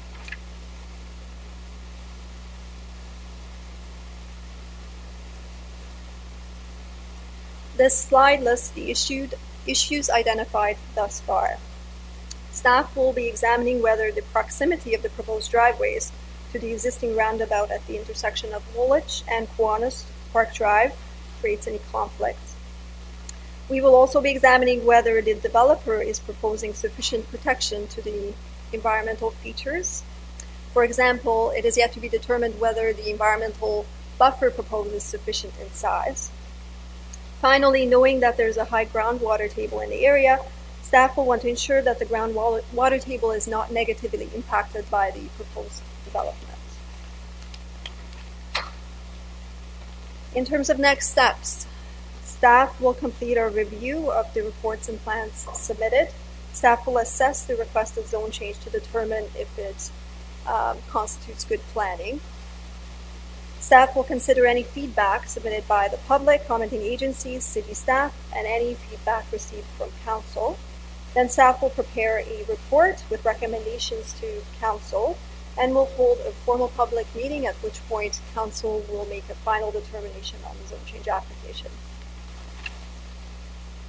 That concludes my presentation. If there's any questions, I would be happy to answer them. Thank you, Rita. Does any councilor have any questions of staff? Please remember this is an informal public meeting and only questions of clarification may be asked. Council members should not express opinions at this point. First up, Councilor Whaley. Well, thank you for all that information, Rita. I'd like to just focus in on that house on the corner, right at the corner of Woolwich and Kiwanis Drive. Yes. So the house at the corner there, right? Yes. What an amazing couple of years that person's had. A couple of years ago, this was a country road. In the last couple of years, we've made it a city street, and then we plopped a roundabout right in front of his house. Now we're going to surround him with a medium density neighborhood. So, what are his options with all these changes? Maybe we won't hear from him. Maybe they don't care. But I'm saying, assuming that that's not the case, assuming that we are going to view this as a potentially orphan lot, what rights does that person have with respect to having all these changes thrust upon him in the last couple of years? Mm-hmm.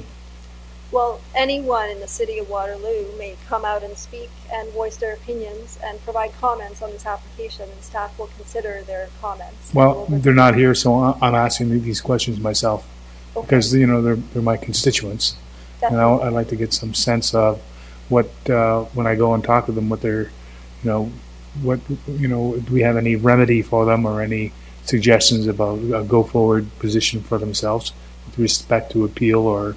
Of course, yes. And they have reached out to me just for clarification. I have spoken to the son of the homeowner, and they might be here tonight, I'm not sure.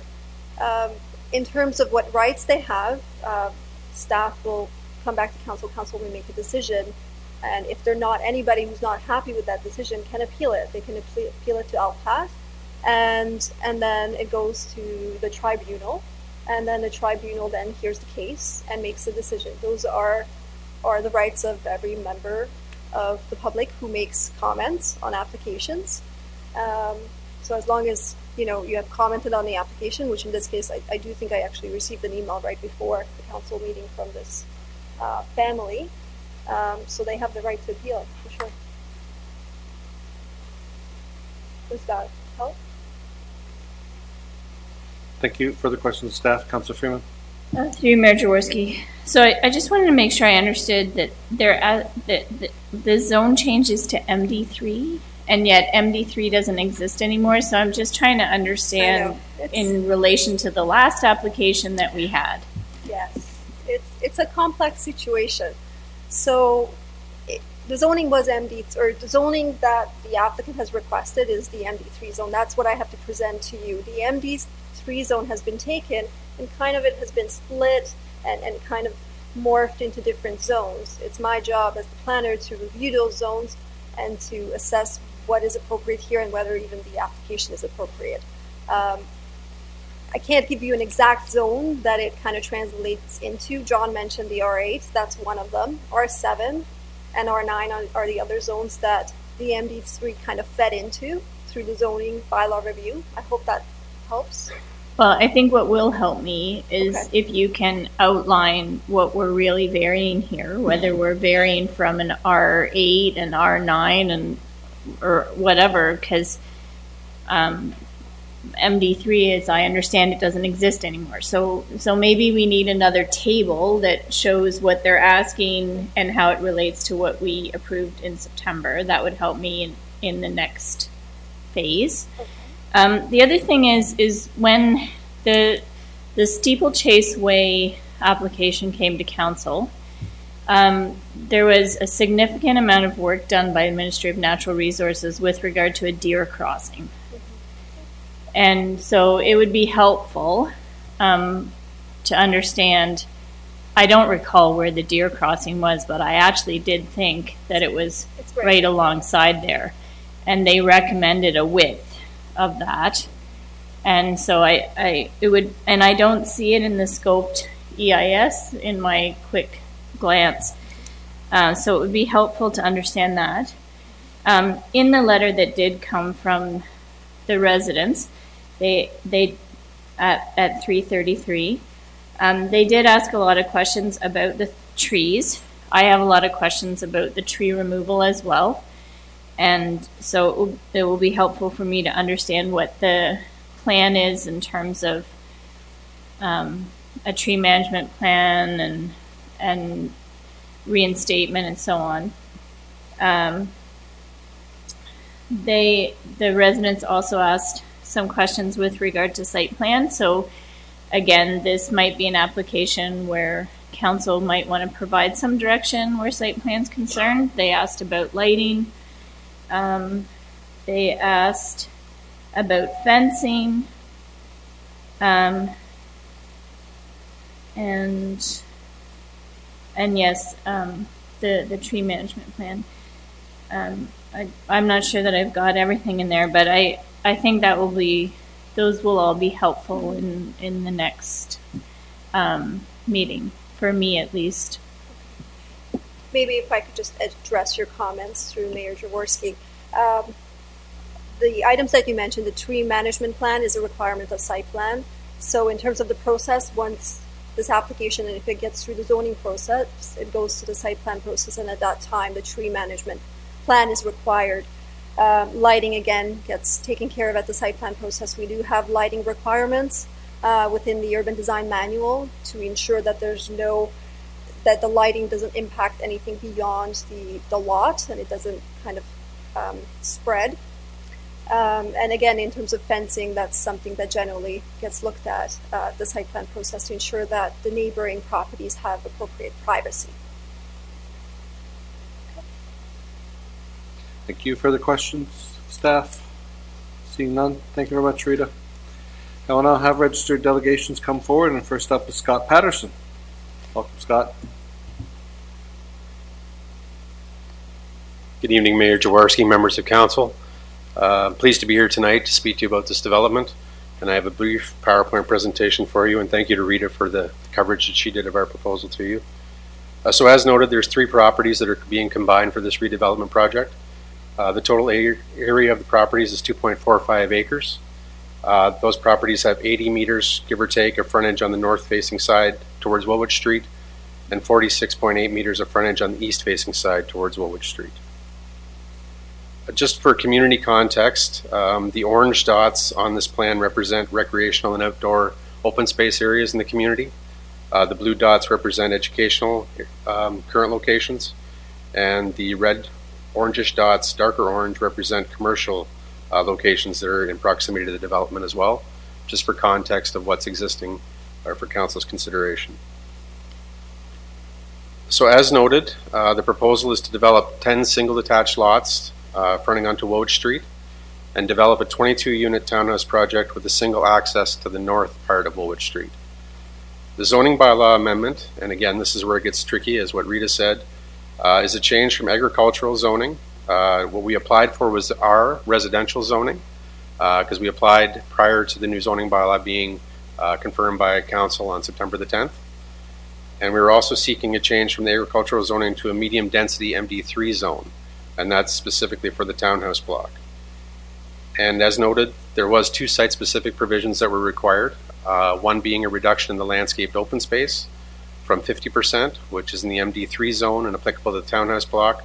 We'd requested a reduction down to 45%, and a site-specific request, again, to the MD3 zone at the time for a reduction in the amount of common recreation area, which is required to be 10%, and we've requested a reduction down to 6.5%.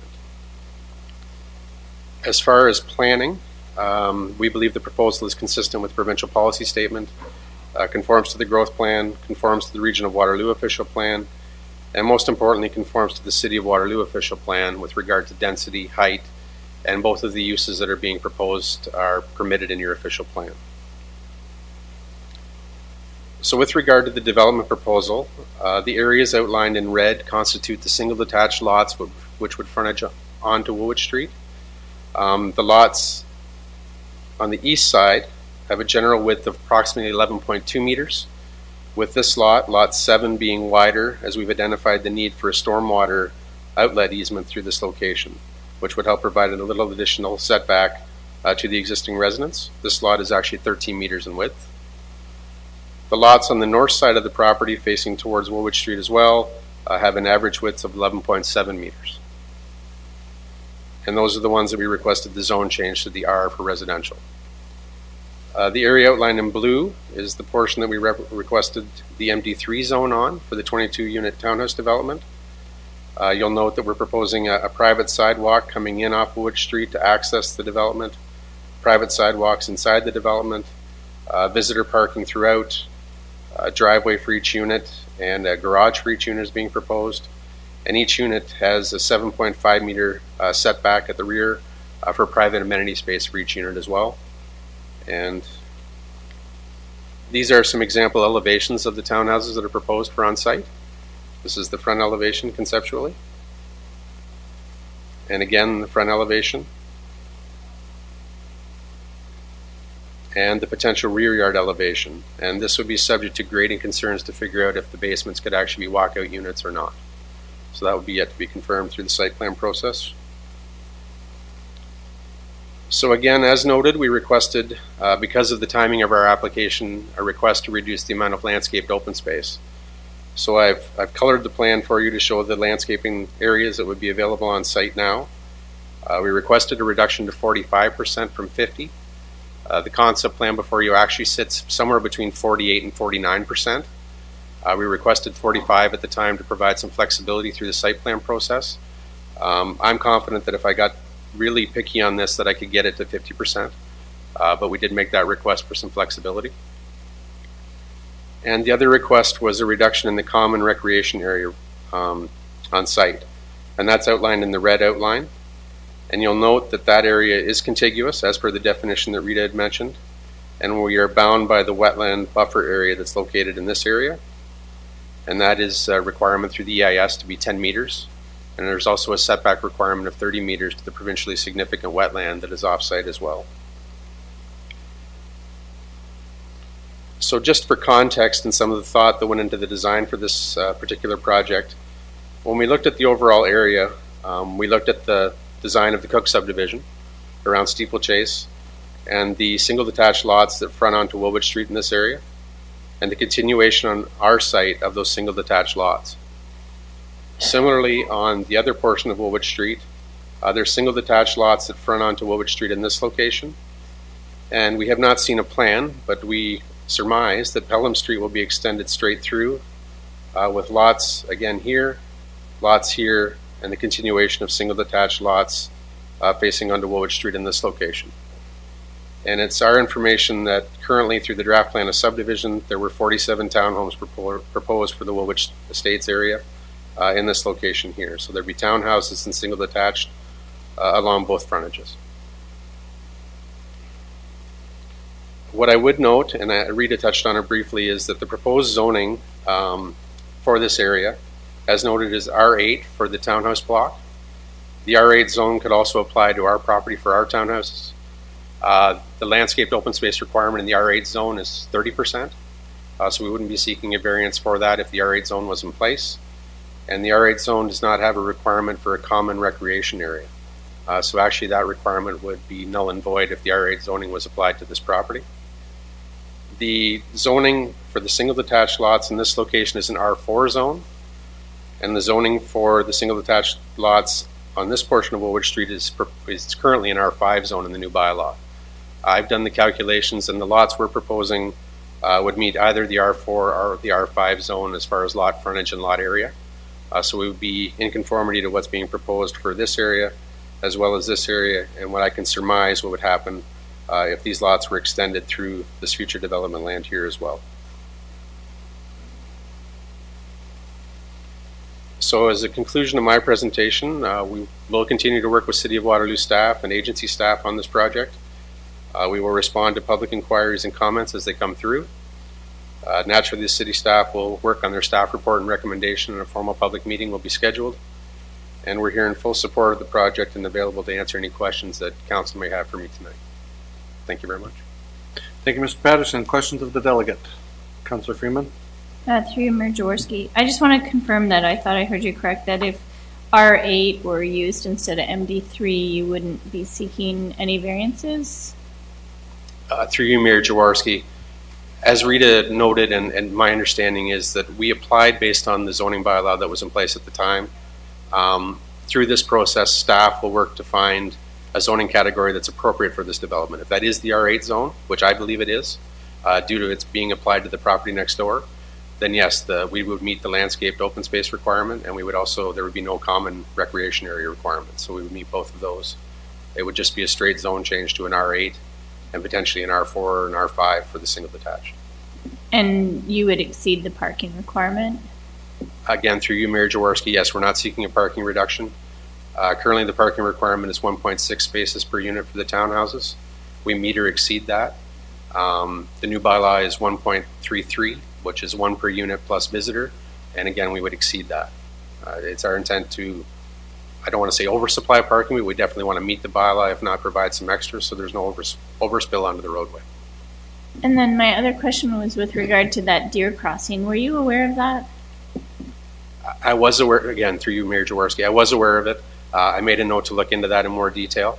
I believe it's completely off our site, but you raised an interesting point, and I want to make sure that I'm fully aware of what it was and that we're not infringing on it in any way. And my one last question. Can I trouble you to go back to the site plan? Is there a site like a setback requirement at B6 and at Lot 7? Like, will those setback requirements be met? I guess, is that at a future time, like when the building's constructed? I'm just trying to understand whether it meets the setbacks for the Lot 6, Lot 7, and B5. Through you, Mayor Jaworski, for the single detached lots, we're not requesting any setback reductions for any of the zoning that would form part of the residential zoning, the R zoning. Again, if it's an R4 or an R5, I believe we can meet the setback requirements that would be applied. The zoning requirement in the MD3 zone is a 3-meter setback in this location if this wall does not have any windows. So that's what we proposed at this time. I believe in looking at this plan further, there is some room to potentially tighten this area here and potentially move this whole block over a little bit as well to increase this setback. So those are the things we'd work on with staff to try and make sure that that existing residence is buffered to the greatest extent possible. Seeing no further questions, thank you, Scott. Thank you. Next up, last delegation registered is Ming Chang Wang. Welcome. Okay, so good evening. Thanks for giving me a chance to speak in this informal public meetings regarding to this 319, 338, and 343 Warwick Street. My name is Ming Chang Wang, and I'm living in Steeplechase Way, which is west side of the proposed site. So first is when I first saw the notice from City of Waterloo, actually it's shared by my neighbors. I don't get it. So, but the first two impressions come to my mind is the first one is okay. So when I look at the special provision needed for MD3, so there are two special provisions needed, right? Then when I look at there's two similar townhouse village at the entrance of Warwick toward university, and I don't see any specific resume request for those two properties. So maybe it was built years ago, so it doesn't have that. But to me, I think yeah, that's my first impression on that. Then the second one is why I did not get the notice from City of Waterloo, right? So then, like, I think from the previous zoning meeting, it's basically say it is 120 meters, like as a radius. I'm out from that. However, because this site is at the boundary of Waterloo and Kitchener. So there's another one saying that if that's, which is highlighted at the left, so any part which is within 1 kilometer of the area to the close nearby municipality, like the clerks need to be informed. So this is one thing I quite a little bit confused about, like who should be getting the message basically.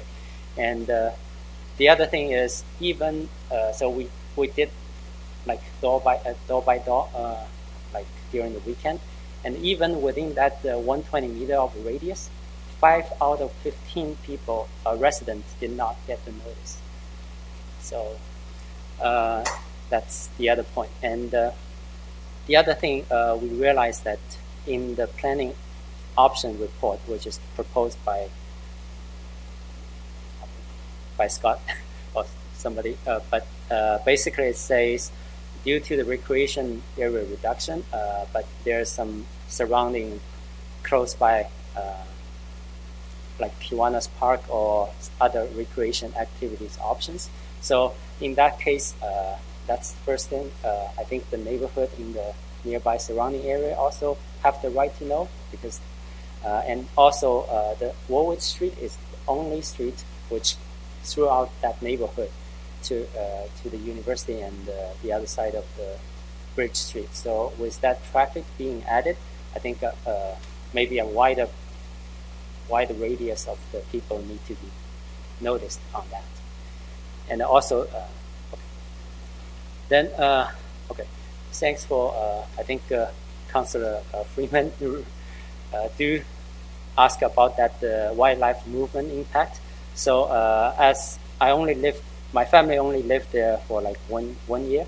So me and my kids do spot wildlife, like in this picture is the white-tailed deer right at that corridor, so which I highlighted. And also in that, I think when I look at that report from that Steeplechase Way, so basically the intersection of the Steeplechase Way and Warwick Street, which is west side of this proposed site, is on the route of the wildlife movement corridor. And actually it's the beginning. So we're in the proposed site plan, lot 1 will be right against the beginning of this corridor. And also that 8 townhouse unit backyard will be facing to this corridor as well. So our concern is raised because whether this proposed site will block or impact this wildlife movement corridor. That's the other point. Then talk about the trees. So right now in the, I think in the scope, the environment impact statement. So there is a boundary which is called FOCM5 FODN11, which is has naturalized hedgerows, and it says it will be protected from active construction to the west by ESC fencing. And when I look at that map in the same statement, I think that's the figure 2. So you can clearly see there's an overlap between that boundary and the study area. So which is actually for the lot 1 and the 8 of those townhouses. So I was thinking whether those trees will be removed due to that overlap, or it can be still kept by whatever statement is. And also, there are some neighbors which raised the concern, like there are 3 lots on the Steeplechase Way, which is 100, 102, and 104, which are here. When they buy the lot, they pay premium to face to the green belt, which might be eventually disappeared, or so they raised the concern on that. So the last, there are some other requests. So there are some other requests. One is residents want to have some installed posts to the actual land boundaries so that people can more visualize, especially for that deer crossing corridor, because just by looking at that, maybe the narrowest is only 1 meter wide or 2 meter wide. So we don't really know like what's the bottleneck for those deers crossing from the north through that corridor on that side. And another thing is because when we go to door, so the resident out of from that 120 meter radius, they also want to know what's the status. So they do want to receive notification from the city. That's it. Thank you for your time. Thank you for your detailed presentation, and I think you've given, there are a number of things, I think, opportunities for Mr. Patterson and Ms. Seelock to follow up on. I think in the case of the one thing I noticed of the clerk, I think it was the clerk notification. So that 1 kilometer notification is from the clerk of the City of Waterloo to inform the clerk of the City of Kitchener. It wasn't a residential one, it's just from a city-to-city notification when we're close to their borders. The way I read that, Mr. Rapp, and I think that is correct. That the influence on the planning influence on a neighboring community is recognized under the Planning Act of having a 1 kilometer setback. Yeah. And I think there's certainly a number of your neighbors here, but everybody should sign the register at the back, and then they will become informed in the future on all this. But thanks for bringing it forward. Questions for the delegate? Seeing none, thank you very much, and thanks for coming out for tonight, and thanks for the presentation. Thank you. And I think we have a copy of that presentation, right? Thank you. Councillor Whaley. So the delegation brought forward some really good information for us to follow up on. In particular, is this corridor between Steeplechase and the proposed development seems to have a lot of question marks around it. Not just one, but several question marks around it. So we'll be looking forward to having you and the developer sit down and try to understand that better, because when it comes to the formal public hearing, I want to be drilling down on, what the purpose of that is, what the distance should be, what what protection we're giving with respect to the animals that are crossing there, and what foliage and tree cover these animals should have. So I'll be interested in all that.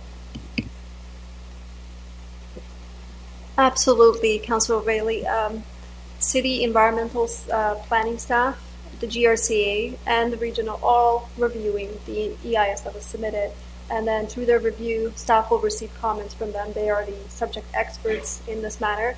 And when we come back, and definitely there'll be dialogue between myself and other members of the City of Waterloo with the applicant. And when we come back, we'll definitely have some sort of a planning opinion and also recommendation to council on the matter. Councillor Freeman. I'm hopeful that staff can also go back to the zoning application that was done for Cook Homes, because in that particular case, the Ministry of Natural Resources had stepped in to look at that wildlife corridor, which exceeds the agencies that you just made mention of. The other question I had was with regard to the groundwater drawdown. I just want to remind staff that there is a very significant tree species. It's either across the street or just right near it. It's the singular tree that withstood the Dutch elm disease in all of Canada. And we went to great lengths to save that tree. And I want to make sure that from a groundwater perspective, we don't end up starving it.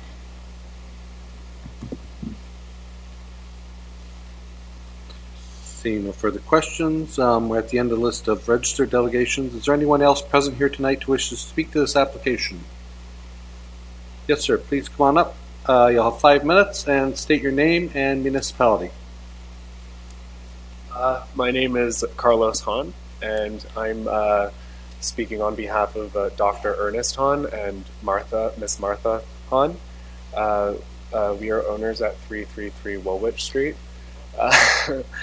I wasn't planning on speaking today, but I just want to just make it apparent that I am here today, and I will be keeping track of everything. And this is a really important.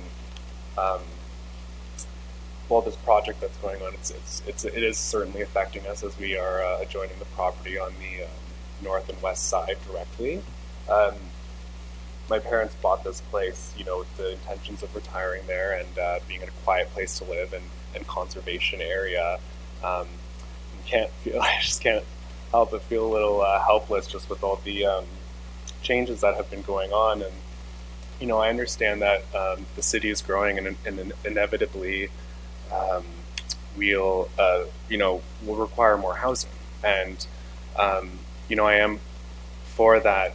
But I just would like to see that if there is a rezone, that the developers stay within the constraints of the rezone and not reduce green space, for example. In the justification report, I read it this morning. I literally sent a letter, and I'm glad to see that. I wasn't sure if the council had received it. I'd received it to had sent it to Rita. But in the justification report, I noticed that the reduction of land space would be justified by the use of Kiwanis Park. Kiwanis Park, it's a beautiful park, but it is a park that is utilized by the entire city of KW and beyond, and to justify that reduction of space to use that city, it's just going to create more foot traffic. It's already congested there with that roundabout right at the intersection, and ultimately, I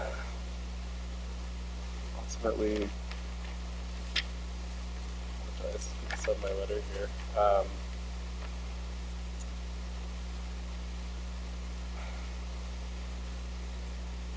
Well, there's an aesthetic to the neighborhood. I understand, there are houses that exceed well over $1 million, and I am for, mixing, neighborhoods and bringing in more affordable housing and more affordable options for people. But I think with the, addition of steeplechase and, smaller homes, I think that I don't know what the ratio is for how many townhomes to an area that you need, or single detached dwellings, but maybe using the same land, the same footprint on those 10 single detached dwellings and putting maybe larger single detached homes on there, could be good. I mean, our most important concern is our privacy. We've already lost a lot of privacy with the removal of 10 mature trees that were 30-plus-year-old trees that were on the west side of our property, and this was done before the application, and we contacted the city, and unfortunately there wasn't much we could do. And I have pictures to show that. But we just are really concerned about our privacy and the value of our property, and to keep, the aesthetics of our neighborhood, with a lot of vegetation and trees. Also on the plan, I noticed that there's no trees showing on the north side of the property. There's a whole line of trees that are fully grown, and we would like to see those untouched, because they create they create privacy for our home, and we don't want windows looking into our yard. And I mean, our house is going to stick out like a sore thumb on that corner, because but I just want to say that I really appreciate being able to speak here. Councillor Wally, I really appreciate you, having us in your best interest. And I just, would like to also maybe speak with the developers too, and understand more about what they're trying to do, and come to an agreement, because I think it's great what they're doing. The city is growing, but we have to also, understand that, the developers are asking for a higher density, but what are they doing, what are they doing in terms of addressing the effects on the neighboring properties, and what are they going to do to what are they going to do to reduce the effects on neighboring properties? So I'd like to see that, and from my letter, definitely a lighting plan, have an arborist put up a formal tree plan. Would like those trees planted back on the west side of our property, but not just little shrubs, at least 15-foot or higher trees, and just go from there. So anyway, I don't want to take any more of your time, but again, I really appreciate your time and allowing me to speak. Thank you. Well, really proud of you to stand up and take the podium, and thanks. You'll get to meet Councillor Whaley in about a few minutes, because I think we're almost done. So, and obviously Mr. Patterson and Rita are here as well. So thank you. No questions for the delegate? Seeing none. Anybody left to speak? Seeing none. Oh, sorry, I didn't see you behind Councillor Bill. Come on up. You'll have 5 minutes. Name and city, please. Okay, it should be 2 minutes. My name is Fadi Habib. It's the first time for me to be in a room like this, so I'm a little bit shaky. But Fadi Habib, I'm in Kitchener. I have a house just in front of the 3 lots, and but I feel a Waterloo resident. It's just a street. This is Kitchener. This is Waterloo. I feel I'm in Waterloo, and I do have a rental house in Waterloo. So I do feel Waterloo is part of my heart because we lived in Waterloo for a little bit. So when we moved, sorry.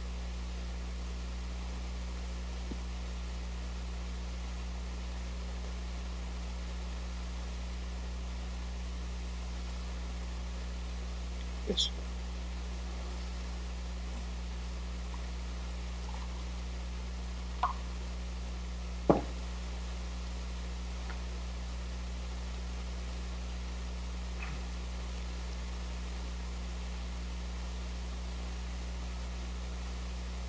I'm not sure why I'm emotional, but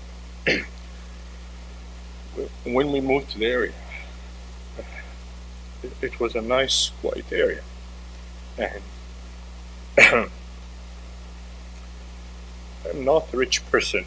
We paid top dollar for the houses in front because it was quiet, big lots, and I can't imagine if I buy a house with a big lot and decide tomorrow to build 11 houses on it. What would be the feeling of the neighbors beside me? The neighborhood is a very low residential neighborhood. It is a quiet area. We see deers in front of us in like a lot of times. It's a very low density area. And just beside that lot, there's an area that is MD3. So I'm questioning the need for another MD3 in that area. What if tomorrow somebody decides to build an apartment building? Do we need, like, if we need that, definitely. But do we need that? So I am requesting for you guys to take that into consideration. Basically, that's it. Thank you. No, well, thank you very much for standing up and giving us that information, speaking from the heart. It's always appreciated. And I just wanted to, let you know that you're always welcome to come speak to us here at City Hall or to the planners. Thank you. Any questions of the delegate? Seeing none, thank you very much. Seeing no further delegations, this informal public meeting is now concluded. Staff will review the issues and provide further reporting to Council at a later date. And we're into the home stretch. There's regional information and correspondence. Any new business, councillors? Seeing none. We have some bylaws to enact, A through a bunch. Prime Councillor Burke, Councillor Durrell. All those in favor? All of us. Motion to adjourn. Oh, wait. Oh. I was going to talk about Lumen Festival. That was the new business. Okay, come on back to new business. Let's go. You went fast. So everyone's invited to Lumen Light Festival, where we're going to light up King Street and light up Uptown Waterloo. It begins at 6 p.m. I think the mayor, you're speaking at 6:30-ish. At Spurline-ish. So it's going to be incredibly exciting. It's our first annual one. I know that our staff have worked really hard with Uptown Waterloo to make this happen. So it'd be amazing if all of us could show up. And, of course, everybody's watching on TV. Big deal. And then Mary Ellen Park. Guys, we spent like almost 8 years trying to get Mary Ellen Park done. It's done. We're going to celebrate it on Sunday. So awesome. Thank you. Excellent. Thank you. Look forward to both.